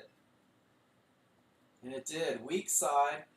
But Jen, there's no trade there. Can we talk about this one? There's no trade rules met there at all, right? There's no pullback to an area. You're in at 45. You're in at the bottom of this bar. It never pulls back. You just jumped in. And it didn't work. Does that make sense? And your brain decided to follow JN blindly. And guys, that's why I said, don't follow JN. John Novak is testing. And he's sharing his testing. And this is why you guys aren't allowed to call your shots in the room. Because you don't know if somebody's testing. You don't know if somebody's taking aggressive trades. You don't know if somebody has $10,000 stops just to see what the movement is within the move. So, not a trade. That's okay. But you do recognize that it is not a trade, right? That it doesn't fit either of the entry rules. Okay, that's what I really want to make sure that you know. And when you no, they were still down. The triggers were still down. Okay. It's okay, guys. One of the wonderful things about day trading is you're going to mess stuff up. You're going to make mistakes. You're going to take the wrong trades. You're going to take entries too soon. You're going to take entries too late. You're going to trade into areas. You're going to do 1,000 things that pull money out of your account. The great thing is that you can do all of that on Simulator. You can do all of that on Simulator without having to really lose a dime. And you can work through all of those things without ever having any fear of repercussion. Cav says, check it out, guys. When everything is screaming up, Nexgen taught this cool momentum trade that says let it snap back and jump in and make quick money because it's only momentum. Once he gets above all of the trouble, Cav gets in, gets paid quickly. Cav, that is a rock star using the idea of momentum to take small profits. And then when a momentum trade fails and the large chart looks good, it turns into a trend trade. And he makes money again. Great job, Cav. Guys, when your momentum trade fails, if the large chart is right, it typically turns into a trend trade. Jen's looks like an up trade. See the down arrow, TV? That tells me she went short at 23,245, and then she got out at 232.52. So, and it probably would have been right with the small triggers up, with the pullback to the area, with the close on the correct side of the triggers. TV, good eye. What did it do? It went up. Holy smokes! Small triggers were up. Jen, do you see this? I didn't even recognize this. TV, you're a rock star. You just found stuff that I didn't even see. Small triggers were up. Strong side of the small triggers. Room to trouble. And that's your close on the correct side of the triggers. No, it had room to resistance. From 52, it had room to get there, TB. So here's one of the things with these 15-minute charts. This one bar looks like it was already there, but her entry was at 52. The entry was right here, and it had room to get all the way up to here. Does that make sense? So it's hard to look at it historically and go, well, it was already at resistance, but it really wasn't if you look at the small chart. I didn't even notice that. TB, great eyes. Great eyes on that one. That was a pullback to an area with a close on the correct side of the triggers. I love it. TB, you get the microphone tomorrow. You get the microphone tomorrow. All right, let's see what we did. Top of the zone, not reached. Small triggers are up and strong. But Jen, the zone goes from here to here, right? That's your zone. That's your trouble.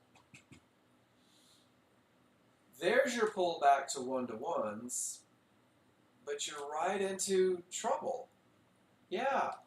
So Jen, remember over here earlier today when the market was right in here and it was just asinine. It couldn't make a decision. It was caught inside of that zone.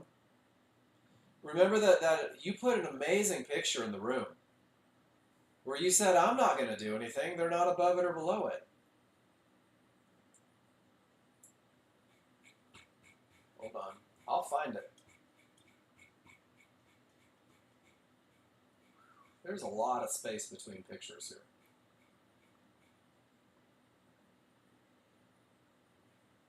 Almost there. And I can't see if you guys are typing. Don't let me miss anything. There we go, Jen. Do you see it? In the zone. I believe you labeled this shenanigans, right? When you get bored, you forget about the shenanigans because you want to be in a trade. So when you're at trouble, that's the difference between zones and fibs, Jen. When you're at trouble, you're at trouble.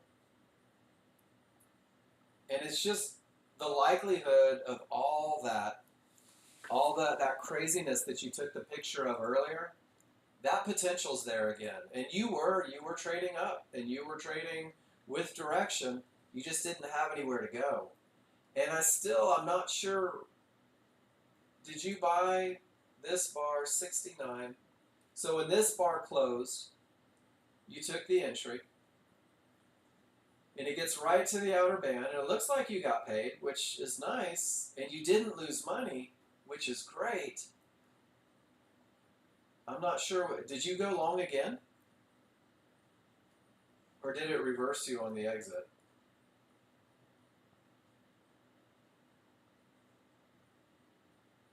Is that Apex? Oh, you hadn't closed the original? Okay. Great pictures, though, Jen. Awesome pictures.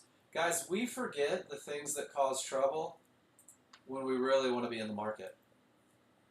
And that's a very real part of trading, which is why building that muscle memory, getting to the point to where you do the same thing, where you say the same thing, where you enter the same way, where you manage the same way, that's what really tends to create that success that you're looking for. All right, scrolling, scrolling, scrolling. So many pictures. There we go, calf. Let me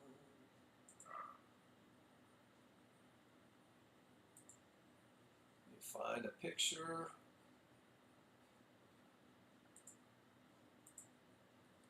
Andy, that is just the stop problems that you're having. I hope you're able to get those resolved. I can't recreate it. And then Todd, just to make sure,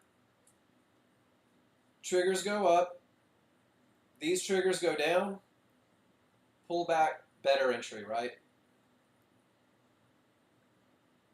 Perfect read, a little bit of patience. Nicely done. Victor, everything says up. Looks like you're strong, maybe transition. Market pulls back. And Victor, this is one of those times where you're really close to the one-to-ones, right? You're really close to the one-to-ones, but it didn't quite make it. Todd, we all have to work on that patience part. If you asked all 35 people in the room, who needs to work on the patience part? I'll put my hand up first. And I bet you 34 people behind me will raise their hand as well. So, Victor, this is one of those times, right? You're one tick off of that area. And then it goes, all right. You want to know what the strategy and the approach is, Todd? I'm going to change your life right now in just one moment. All right, you're going to have to Zelle me $6,000 in crypto because I'm going to play the scammer role right now. Just kidding. Not really. So check it out. You want to know what builds patience? This is, I promise you, when you believe that this plan provides you an edge, when you've studied it, when you've tested it, when you've practiced it, when you've profited from it, when you believe these checklists create an edge, give you an advantage, put the probabilities in your favor, you don't want trades that don't fit the checklist. That's your patience piece. Do you know what most people don't do, Todd, and why so many traders fail? Most traders don't approach the market with a plan. They approach the market wanting to make money. Most traders don't have a recipe for entry. They see the market going without them and they jump in and then it comes back and gets them. Uh-oh, I hope everything's okay, Chariot. Most traders don't have an exit strategy. So even if they have the perfect entry strategy, they give it all back because they haven't recognized things that could stop their forward progress when their advantages are gone. So if you really want to be patient, guys, trust the plan. Trust the plan, Todd. And Todd, you're brand new. You probably don't trust it yet. That's okay.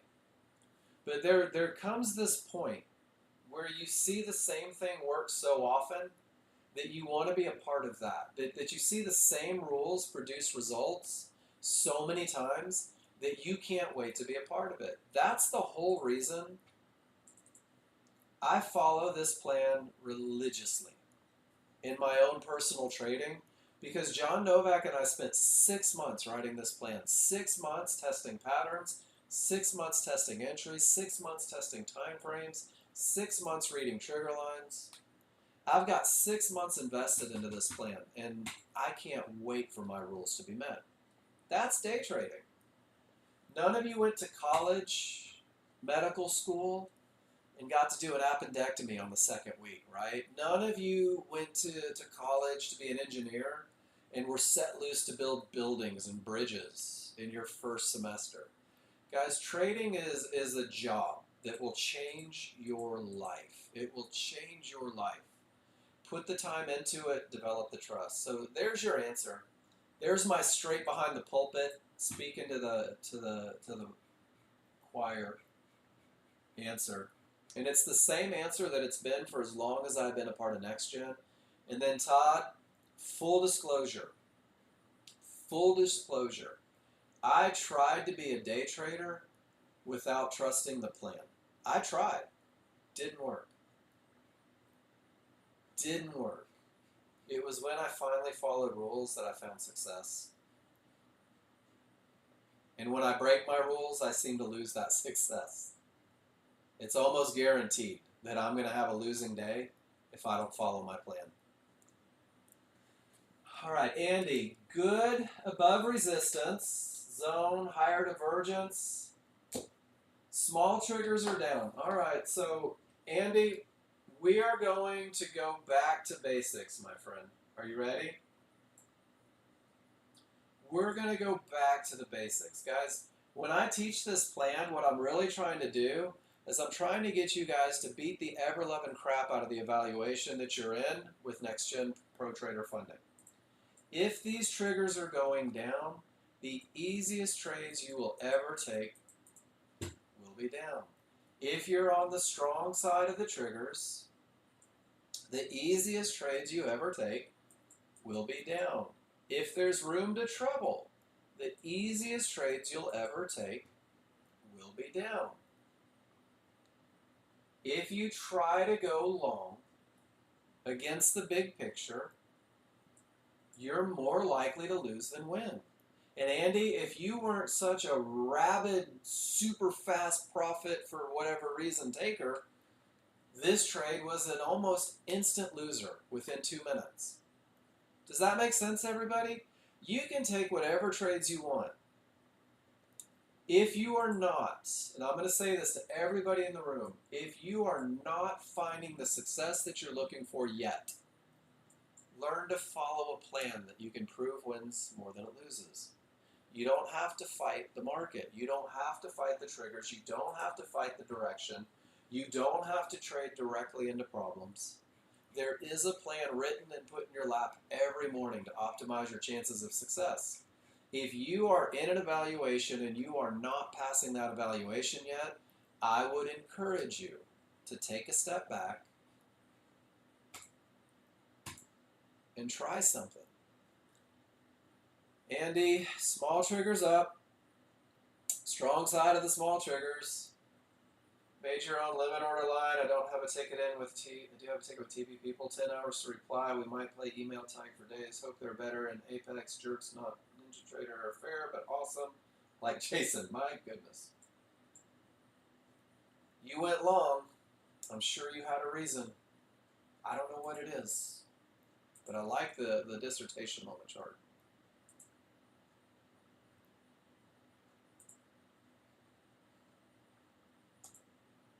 And we have the king of the pirates, guys.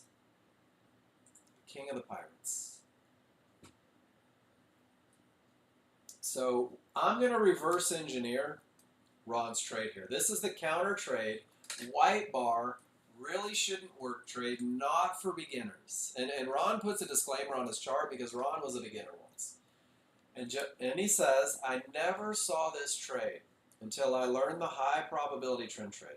The high probability trend trade isn't the get rich trade, but it taught me how to see other trades.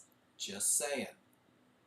Guys, Ron is one of the most consistent traders I've ever worked with. When price reaches Fibonacci support and every indicator is above, Ron knows that support is more likely to hold. Ron doesn't just jump in.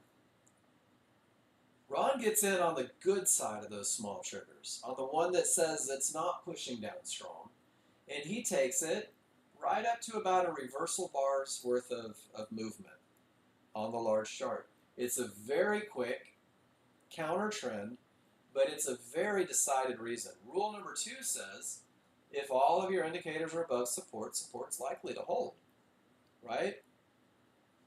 He just found a way to capitalize on it. It came from his understanding of the first trade, and it took him to the next trade. And you guys that are making money with that chili dog trade, that's another trade Ron came up with based on his understanding of momentum and path. So, guys, there are 1,000 ways to make money with the software. You're going to have to find your way. You're going to have to find the one that speaks to you. Learning to read your charts before you try to make money is the easiest way to do that. Learning to read your charts first so that you can say, I have strong triggers. Right, George T? There's nothing in the way. I'm going to get below anything where a decision's being made, and I'm going to ride that momentum and make some money. This is beautiful. You say shouldn't have entered based on time? Was there news right before 9 a.m.? But it's the perfect trade, George, and it's momentum and path. And whether it's a perfect trade, or whether it is a paper trade, or whether it is a real trade, or whether it doesn't matter. The concept of momentum and path is consistent, guys. You will find a way to make money with it. And my favorite thing, so 20 years ago, probably 20 years ago, I was a mechanic, believe it or not. And I was a motorcycle mechanic. And Nexgen was just taking off. And John's like, hey, why don't you come work for me? Why don't you come sell software? And guys, I'm not a salesman, I'll tell you right now. And I forgot where I was going with this. Dagnabbit. But the concepts were the same even back then. Even back then, the concepts were the same. Find an advantage, get with it. Damn it, I forgot what the point that I was making. I ramble sometimes. If I remember, I'll be back. I'll tell you. All right, Victor, this is you, right?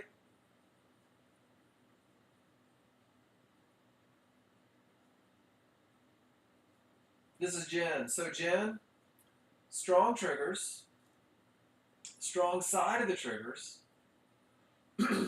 Todd, the strategies haven't changed. So Nexgen's been teaching the same thing for as long as I can remember.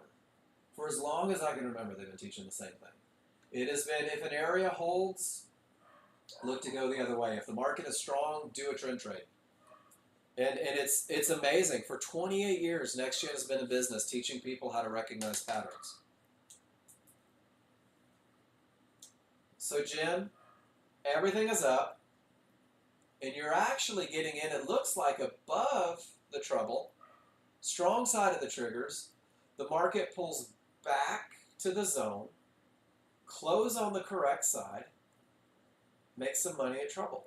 Did the market continue up from there, Jen? What did the market do after? I totally had a senior moment, Steve. Have a great weekend, too. I hope the weather's beautiful in San Diego for you. I know how rotten it is most of the time. Strong side of the triggers. So let's see, Jen. This area is more likely to break. The one previous was TB. Jen's was a little bit after. It did pull back from the area. Nice. Great job. Great trade. And you got paid, right? From 55 to 75 is, holy smokes. That's 200, hold on, that's 20 points. That's $400 per contract on 2 contracts. That's an $800 trade, Jen. Rules based. $790 minus commission. Was that in your funded account? Tell me that was in your funded account. Or in your evaluation account. It follows every rule, Jen. It follows every rule. It's the perfect entry. It's a beautiful exit. You didn't get greedy. $790 in a minute. It took 1 bar to get to her profits. So the question I want to ask you guys, and I love this. Oh, I remember what I was saying now. Thank you, Jen. So 20 years ago, people would say, hey, Mark, and guys, again, I'm the worst salesman ever. I didn't sell anything, and I think he ended up firing me. Does it work? And they would say, can I see your client's brokerage statements? Does anyone remember those days? Is anyone old enough to remember asking a vendor to see his client's brokerage statements? Prove to me that this works. Prove to me that people are making money with this, right? Guys, that was huge back in the day. This is why I love this classroom. Does this look follow the rules? Ask yourself that question. Ron, have an amazing weekend, man. We'll see you next weekend. Say hi to the beach for me. What I really want to ask is, does this follow the rules? With the triggers up, from the strong side of the triggers, above trouble, not to trouble, small triggers turned against, close on the correct side. Can you guys give me a why if you see that this does in fact follow the plan? The plan laid out before you every morning. The plan taught every day in this classroom. Todd, you're the only one that sees it. Thank you for answering me. Ladies and gentlemen, does the plan work? Yes. If you can't see this in the moment yet, then you and I have work to do. You and I need to have conversations. You and I need to look at pictures. You and I need to see everything that you see and every doubt that you have and every moment of wonder, and let's clarify. Because once you can see this, guys, your life will change. And Andy, I do lack the close. I hate asking people for money. I do. I don't know why. I always have. I've got this old school mentality that salesmen are shysters, and they're not. They're just brave enough to ask for the money.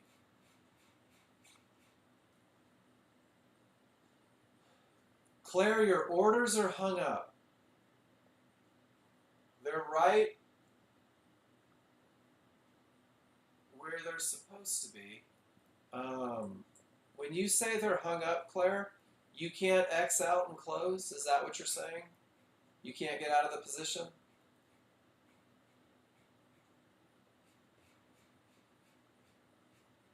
You can't drag your profit targets? Because it looks like profit and stop are right where they start. It wouldn't let you close or drag. I'm not sure, guys. I've never seen it before. What if, and guys, this is just a guess. This is just a guess. I'm going to try something real quick. This is not a trade.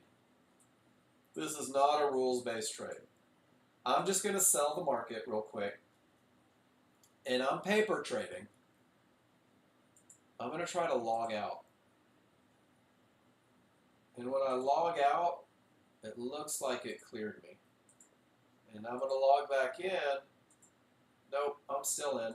Okay, that's not it. Claire, I'm not sure. So I would go to Google and say,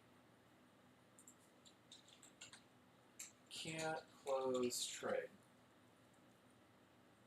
Guys, this is the knowledge base. Yeah, and if you're using a brokerage, you may have to go to the brokerage. So like me, because I've got a Trade-Evade account, I can come through, and I always have this running when I trade, because I have the option to exit and close all positions. So I'm not sure why that these are hanging up on you guys. I'm not sure.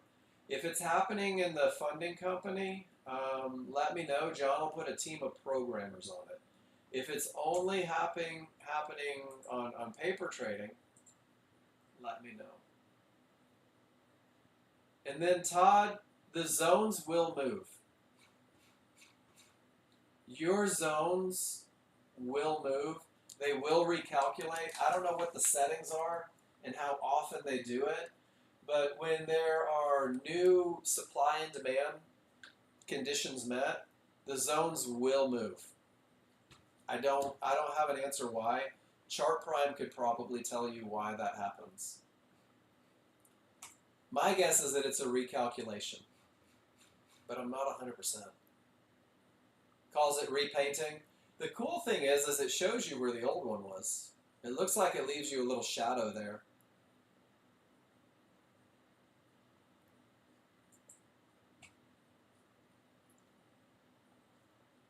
There you go. Red news all day. Paper momentum trade. Everything says up, and you go up and make money with it, right in the news release. So glad it went up and not down, right? So glad it went up and not down.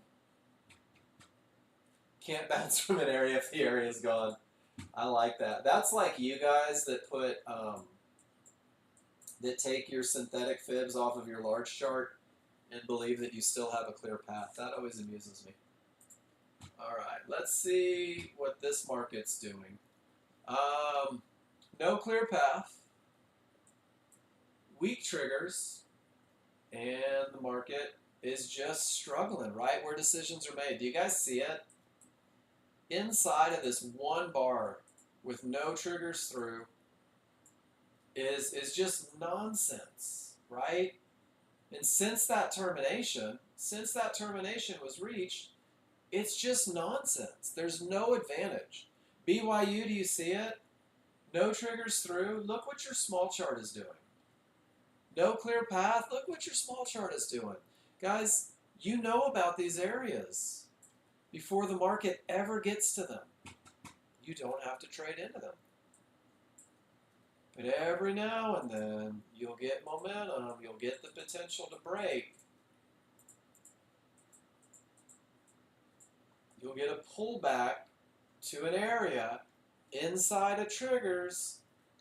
And if you use that as your stop placement, it did dance, but it did everything the large chart said. 7 points at choppity chop. That's all it is. But TB, the one thing I want you guys to notice is that you don't have rules met. And if you don't have rules met, it's okay to not be in the market, guys. If you don't have an edge, it's okay to not be in the market. If you don't have an advantage, it's okay to not be in the market. If you can't find momentum and path, it's okay to not be in the market. You're in control. Potential to break but didn't. Termination, and now it's rolling, and now it's strong triggers, and now it's 3 triggers through. Oh my gosh, tell me it's not true, guys. Did the market really just pull back to an area inside of triggers with 3 triggers through trouble and room to the next line? Does everybody see it? No triggers through, no reason to try. 3 triggers get through with momentum, and that's the one that goes down. I love it. So Derek, you've got a little different look on yours, right? Because you're in a different time zone. Derek didn't have a clear path. And Derek, the fact that you said nothing to do here is brilliant. I like your little trend lines too. Do you use trend lines a lot, Derek? You clearly have experience, right? Watch this. There's your other trend line. And the market's breaking below it, and it's creating momentum. And if we were in the same time zone, Derek, pow, it was. But your Nexgen rules said that when a termination condition reverses the market, trades going the other direction are most likely to work. So when you have momentum and 3 triggers through and room to trouble, and you're coming from a termination that reversed the market, son of a gun, that becomes a pretty enticing trade. And it all started with a termination. So Derek, it was trending up, right? But was it? Yeah, it was. It was trending up. And where did the uptrend stop? Right at the termination. But even more importantly, if you're using lines to define the uptrend, go ahead and find the bottom of the trend too. Go ahead and find the bottom. That's okay. You have fibs in the way on your chart because you're in a different time zone than me. But look at this. If you go off of the tops, do you see the funnel? This is for you guys that are like technical trading patterns. I'm just learning this stuff. So what happens when it breaks below the bottom? I love this. It does. It breaks below the bottom of the trend line. It pulls right back to the trend line. That happens to have momentum and room to trouble below it. Uh-oh. Are we taking old school thoughts and lining them up with next-gen mentality as well? Holy smokes. That's a good look. Pretty cool, right? Once it breaks below your trend line, Derek, and you have momentum and a path, there it is. You know, I don't think I've ever done that live in a class. I don't think I've ever discussed that in a classroom because Nexgen doesn't use trend lines, right? I don't teach trend lines. But somebody does. Our methodology lines up with the people that are using trend lines as well. It broke it and it pulled right back to the line, which happens to be a pullback to areas inside of triggers. I feel a little bit smarter right now. You guys that do things outside of Nexgen are brilliant, and you're so much further ahead in market knowledge than I am because my only experience is with Nexgen. My only experience is with momentum path and entry. And I've learned a lot over the years, right, from you guys. I've learned about trend lines, and I've learned about supply and demand, and I've learned about 21 EMAs, and I've learned about all these different things, and I always go back to the same conclusion. You guys ready for what my same conclusion is? Oh, he's going to say it again, isn't he? He's going to say it again. The conclusion that I keep coming back to is that I don't need more. I need better. And I was talking to a buddy yesterday, and he lets ChatGPT go through all of my educational materials, and ChatGPT created an absolute clusterfudge of nonsense, adding things that don't matter, using phrases that don't make sense. Guys, there is a method. There is a process that yields results. So what I realized is that every time I add something, I go back to simple. Every time I look for something new, I go back to simple. Every time I try to make it better, I go back to simple. And I've been doing this for 6 years, teaching this room, where I've tried to find 1,000 ways to be better. And the only thing that keeps happening is I keep coming back to these 3 things, and I realize that once you understand this recipe, you have everything you need to be successful with the software. And that's a true story. And there's a million ways to trade the markets, guys. It doesn't have to be hard. It doesn't have to have 20 rules. It doesn't have to have 1,000 indicators. Take a simple plan, learn to execute it flawlessly, and you'll be amazed at how the results seem to follow. Does that make sense? And the second half of it is when the rules aren't met, be okay not taking a trade. If you don't have the advantage, be okay not taking the trade. But guys, if you really learn your plan, and you really learn your rules, and you really trust your rules, when the rules are met, take the trade. And damn the consequences, right? Win, lose, you'll never know what's going to happen. If I flip a coin, this is a Mark Douglas thing. If you weight a side of a coin, if you put like wax on the side of a coin, and you flip that coin 100 times, and you can prove that 80 of those are going to land on heads. Is everybody following me? I can guarantee through my study, through my practice, that that coin is going to land on heads 80% of the time. Would anybody in this room ever bet on tails? All of you would, because you're yahoos. But the probabilities say if you just bet heads, 100 times, 80 of those times you're likely to win.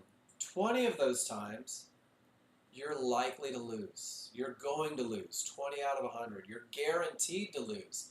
Do you know which ones are going to lose? That's the question. Derek, out of that 100, you don't know whether it's going to win or lose, right? But you know that you have an advantage, that you have an edge, that probabilities say you're more likely to lose than win. Ladies and gentlemen, welcome to what I teach every day. I teach a plan based in probabilities, based in a repeatable pattern, a studyable pattern, a definable pattern, a repeatable pattern that can be proven to win more than it loses. Learn your pattern. You'll be floored at how stress-free trading becomes when you know that you don't know whether you're going to win or lose. But when you have momentum, when you haven't reached treble, when you pull back to an area inside of triggers, sure enough, there's money to be made.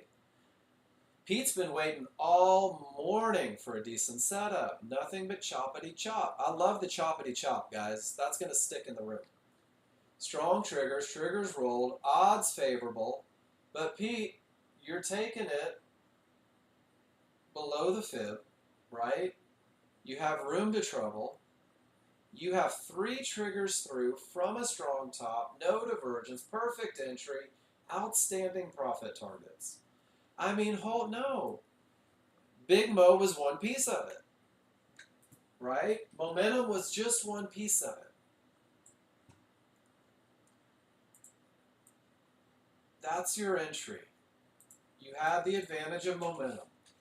And because you're a chart reader, you knew that 3 triggers below support was the best look for the potential to break. You knew that because it was a term that reversed the market, strong top, that the market was more likely to go down. You knew that divergence could kill this potential to break, and there was none.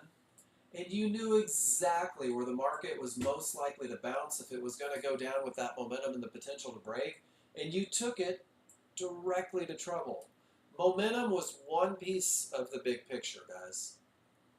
But Pete's so stinking good at what he does, he took this for granted when he looked at his charts. He took this for granted, automatic read when he looked at his charts.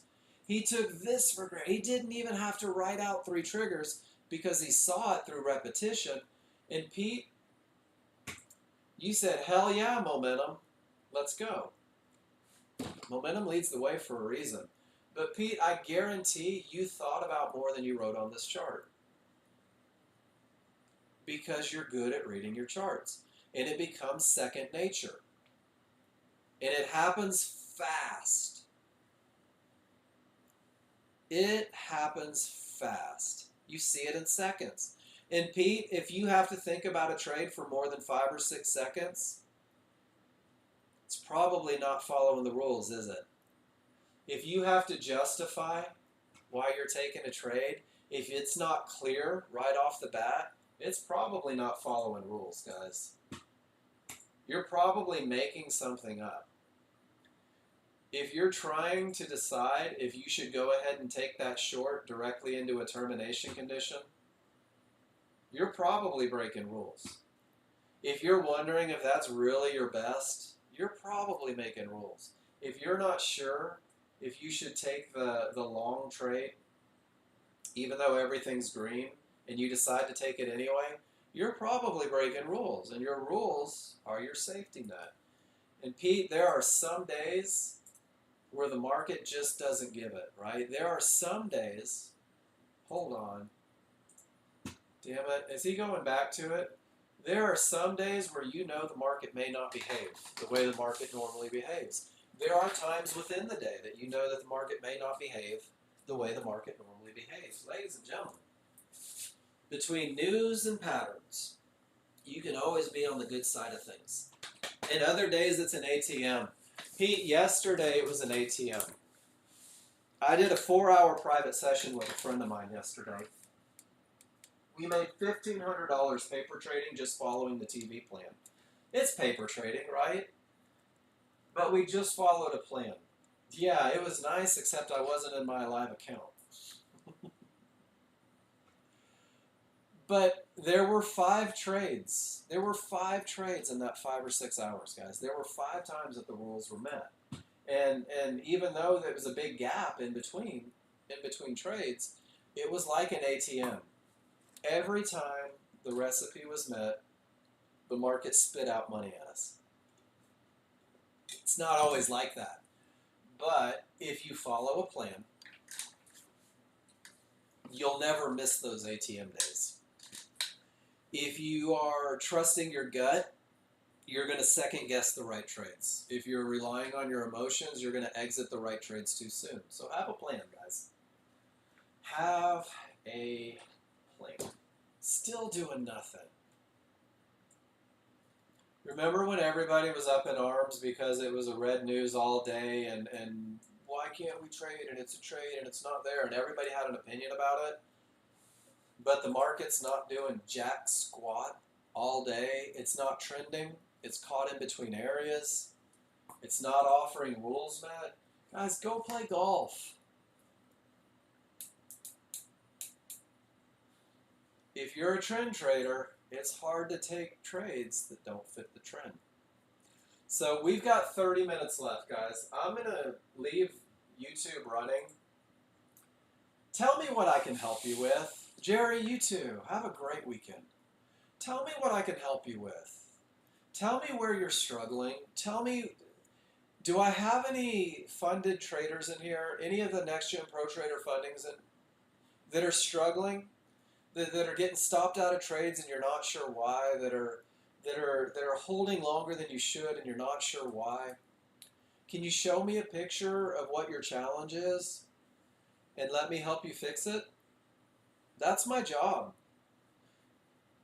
It's a weird thing. Since the funding company is open, my job is to teach you guys how to beat the funding company.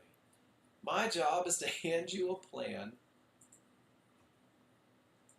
to put in your hot little hands, a plan capable of getting you funded in a few days. Right? Simple is better, guys. There's one way to read your large chart that offers the highest chance of success. There are 2 ways to enter the market that offer the highest chance of success. And there's a million ways to do it that rely on hope. One of my pro trader funding dudes, still learning the rules, fine-tuning. So let me ask you guys this, and I presented this to John Novak, and this is something that I'm willing to do on my own personal time. If we did a 1-hour class or a 2-hour class that was nothing but TradingView, nothing but the TradingView plan, would that be helpful? I mean, all it would be is what I talk about in here, right? Fine-tuning your TV plan. Can I address that, Todd? And I'm a language guy. I'm a language guy. And here's the other thing. You guys that are in evaluation accounts, I watch your trades in the afternoon. That's what I do. I watch you trade.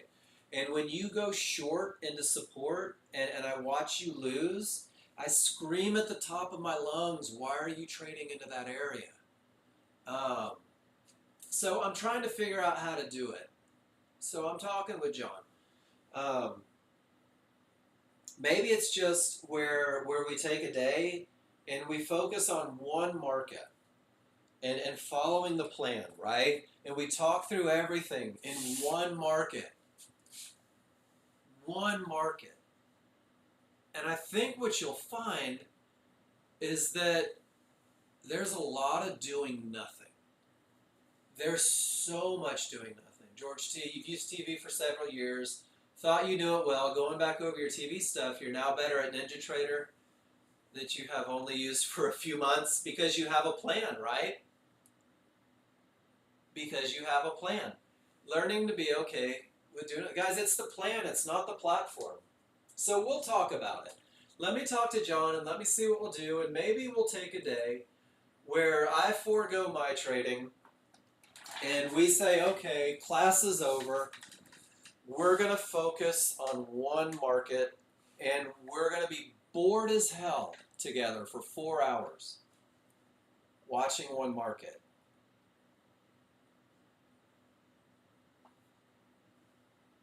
There's nothing to do.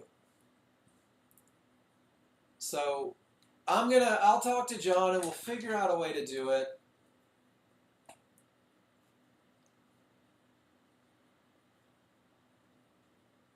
But Tony, what does that do for the NinjaTrader people, right? The challenge is I have people learning both platforms, guys, and we're a software company. The software company's job is to sell software. 100%. So I have to cover both during the educational room. Now I also work for the funding company. And we want successful traders. So I don't know where the balance is. I don't know where the balance is, right? But guys, have you ever noticed that I say the same damn thing every day? I talk about the exact same way to read your large chart. I talk about the exact same entries. I show the exact same rules, and I don't deviate. It's the same thing every day. So Tony, would me saying it again without mentioning NinjaTrader motivate you to study it? Not you. I mean, I'm not saying you're not motivated, Tony, but you guys get the same thing every day. You get the same rules every day. You have the option to ask a question every day. So if you're sitting in your desk and you're looking at the charts and you don't understand something and you're not asking the question, shame on you. Me running a class that's only TradingView isn't going to give you the courage to ask a question.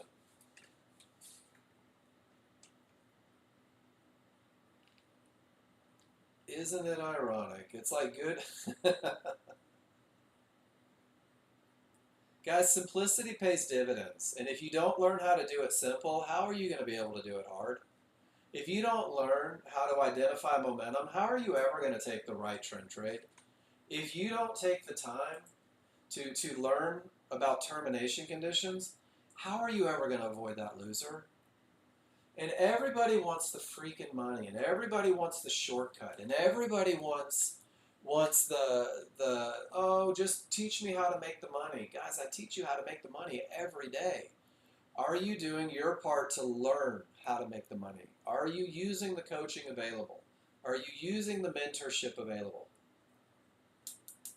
You guys that post in my room, it's not a mistake that you get better every day. Sorry, I'm feeling really preachy today. I apologize for that. I'm going to stop. I teach you how to read indicators so you can make good decisions. Until you can do that on your own, I show you exactly what it looks like. So if you're losing trading into areas, stop trading into areas. If you're blowing out because these are down and you're going long, stop going long when your triggers are down.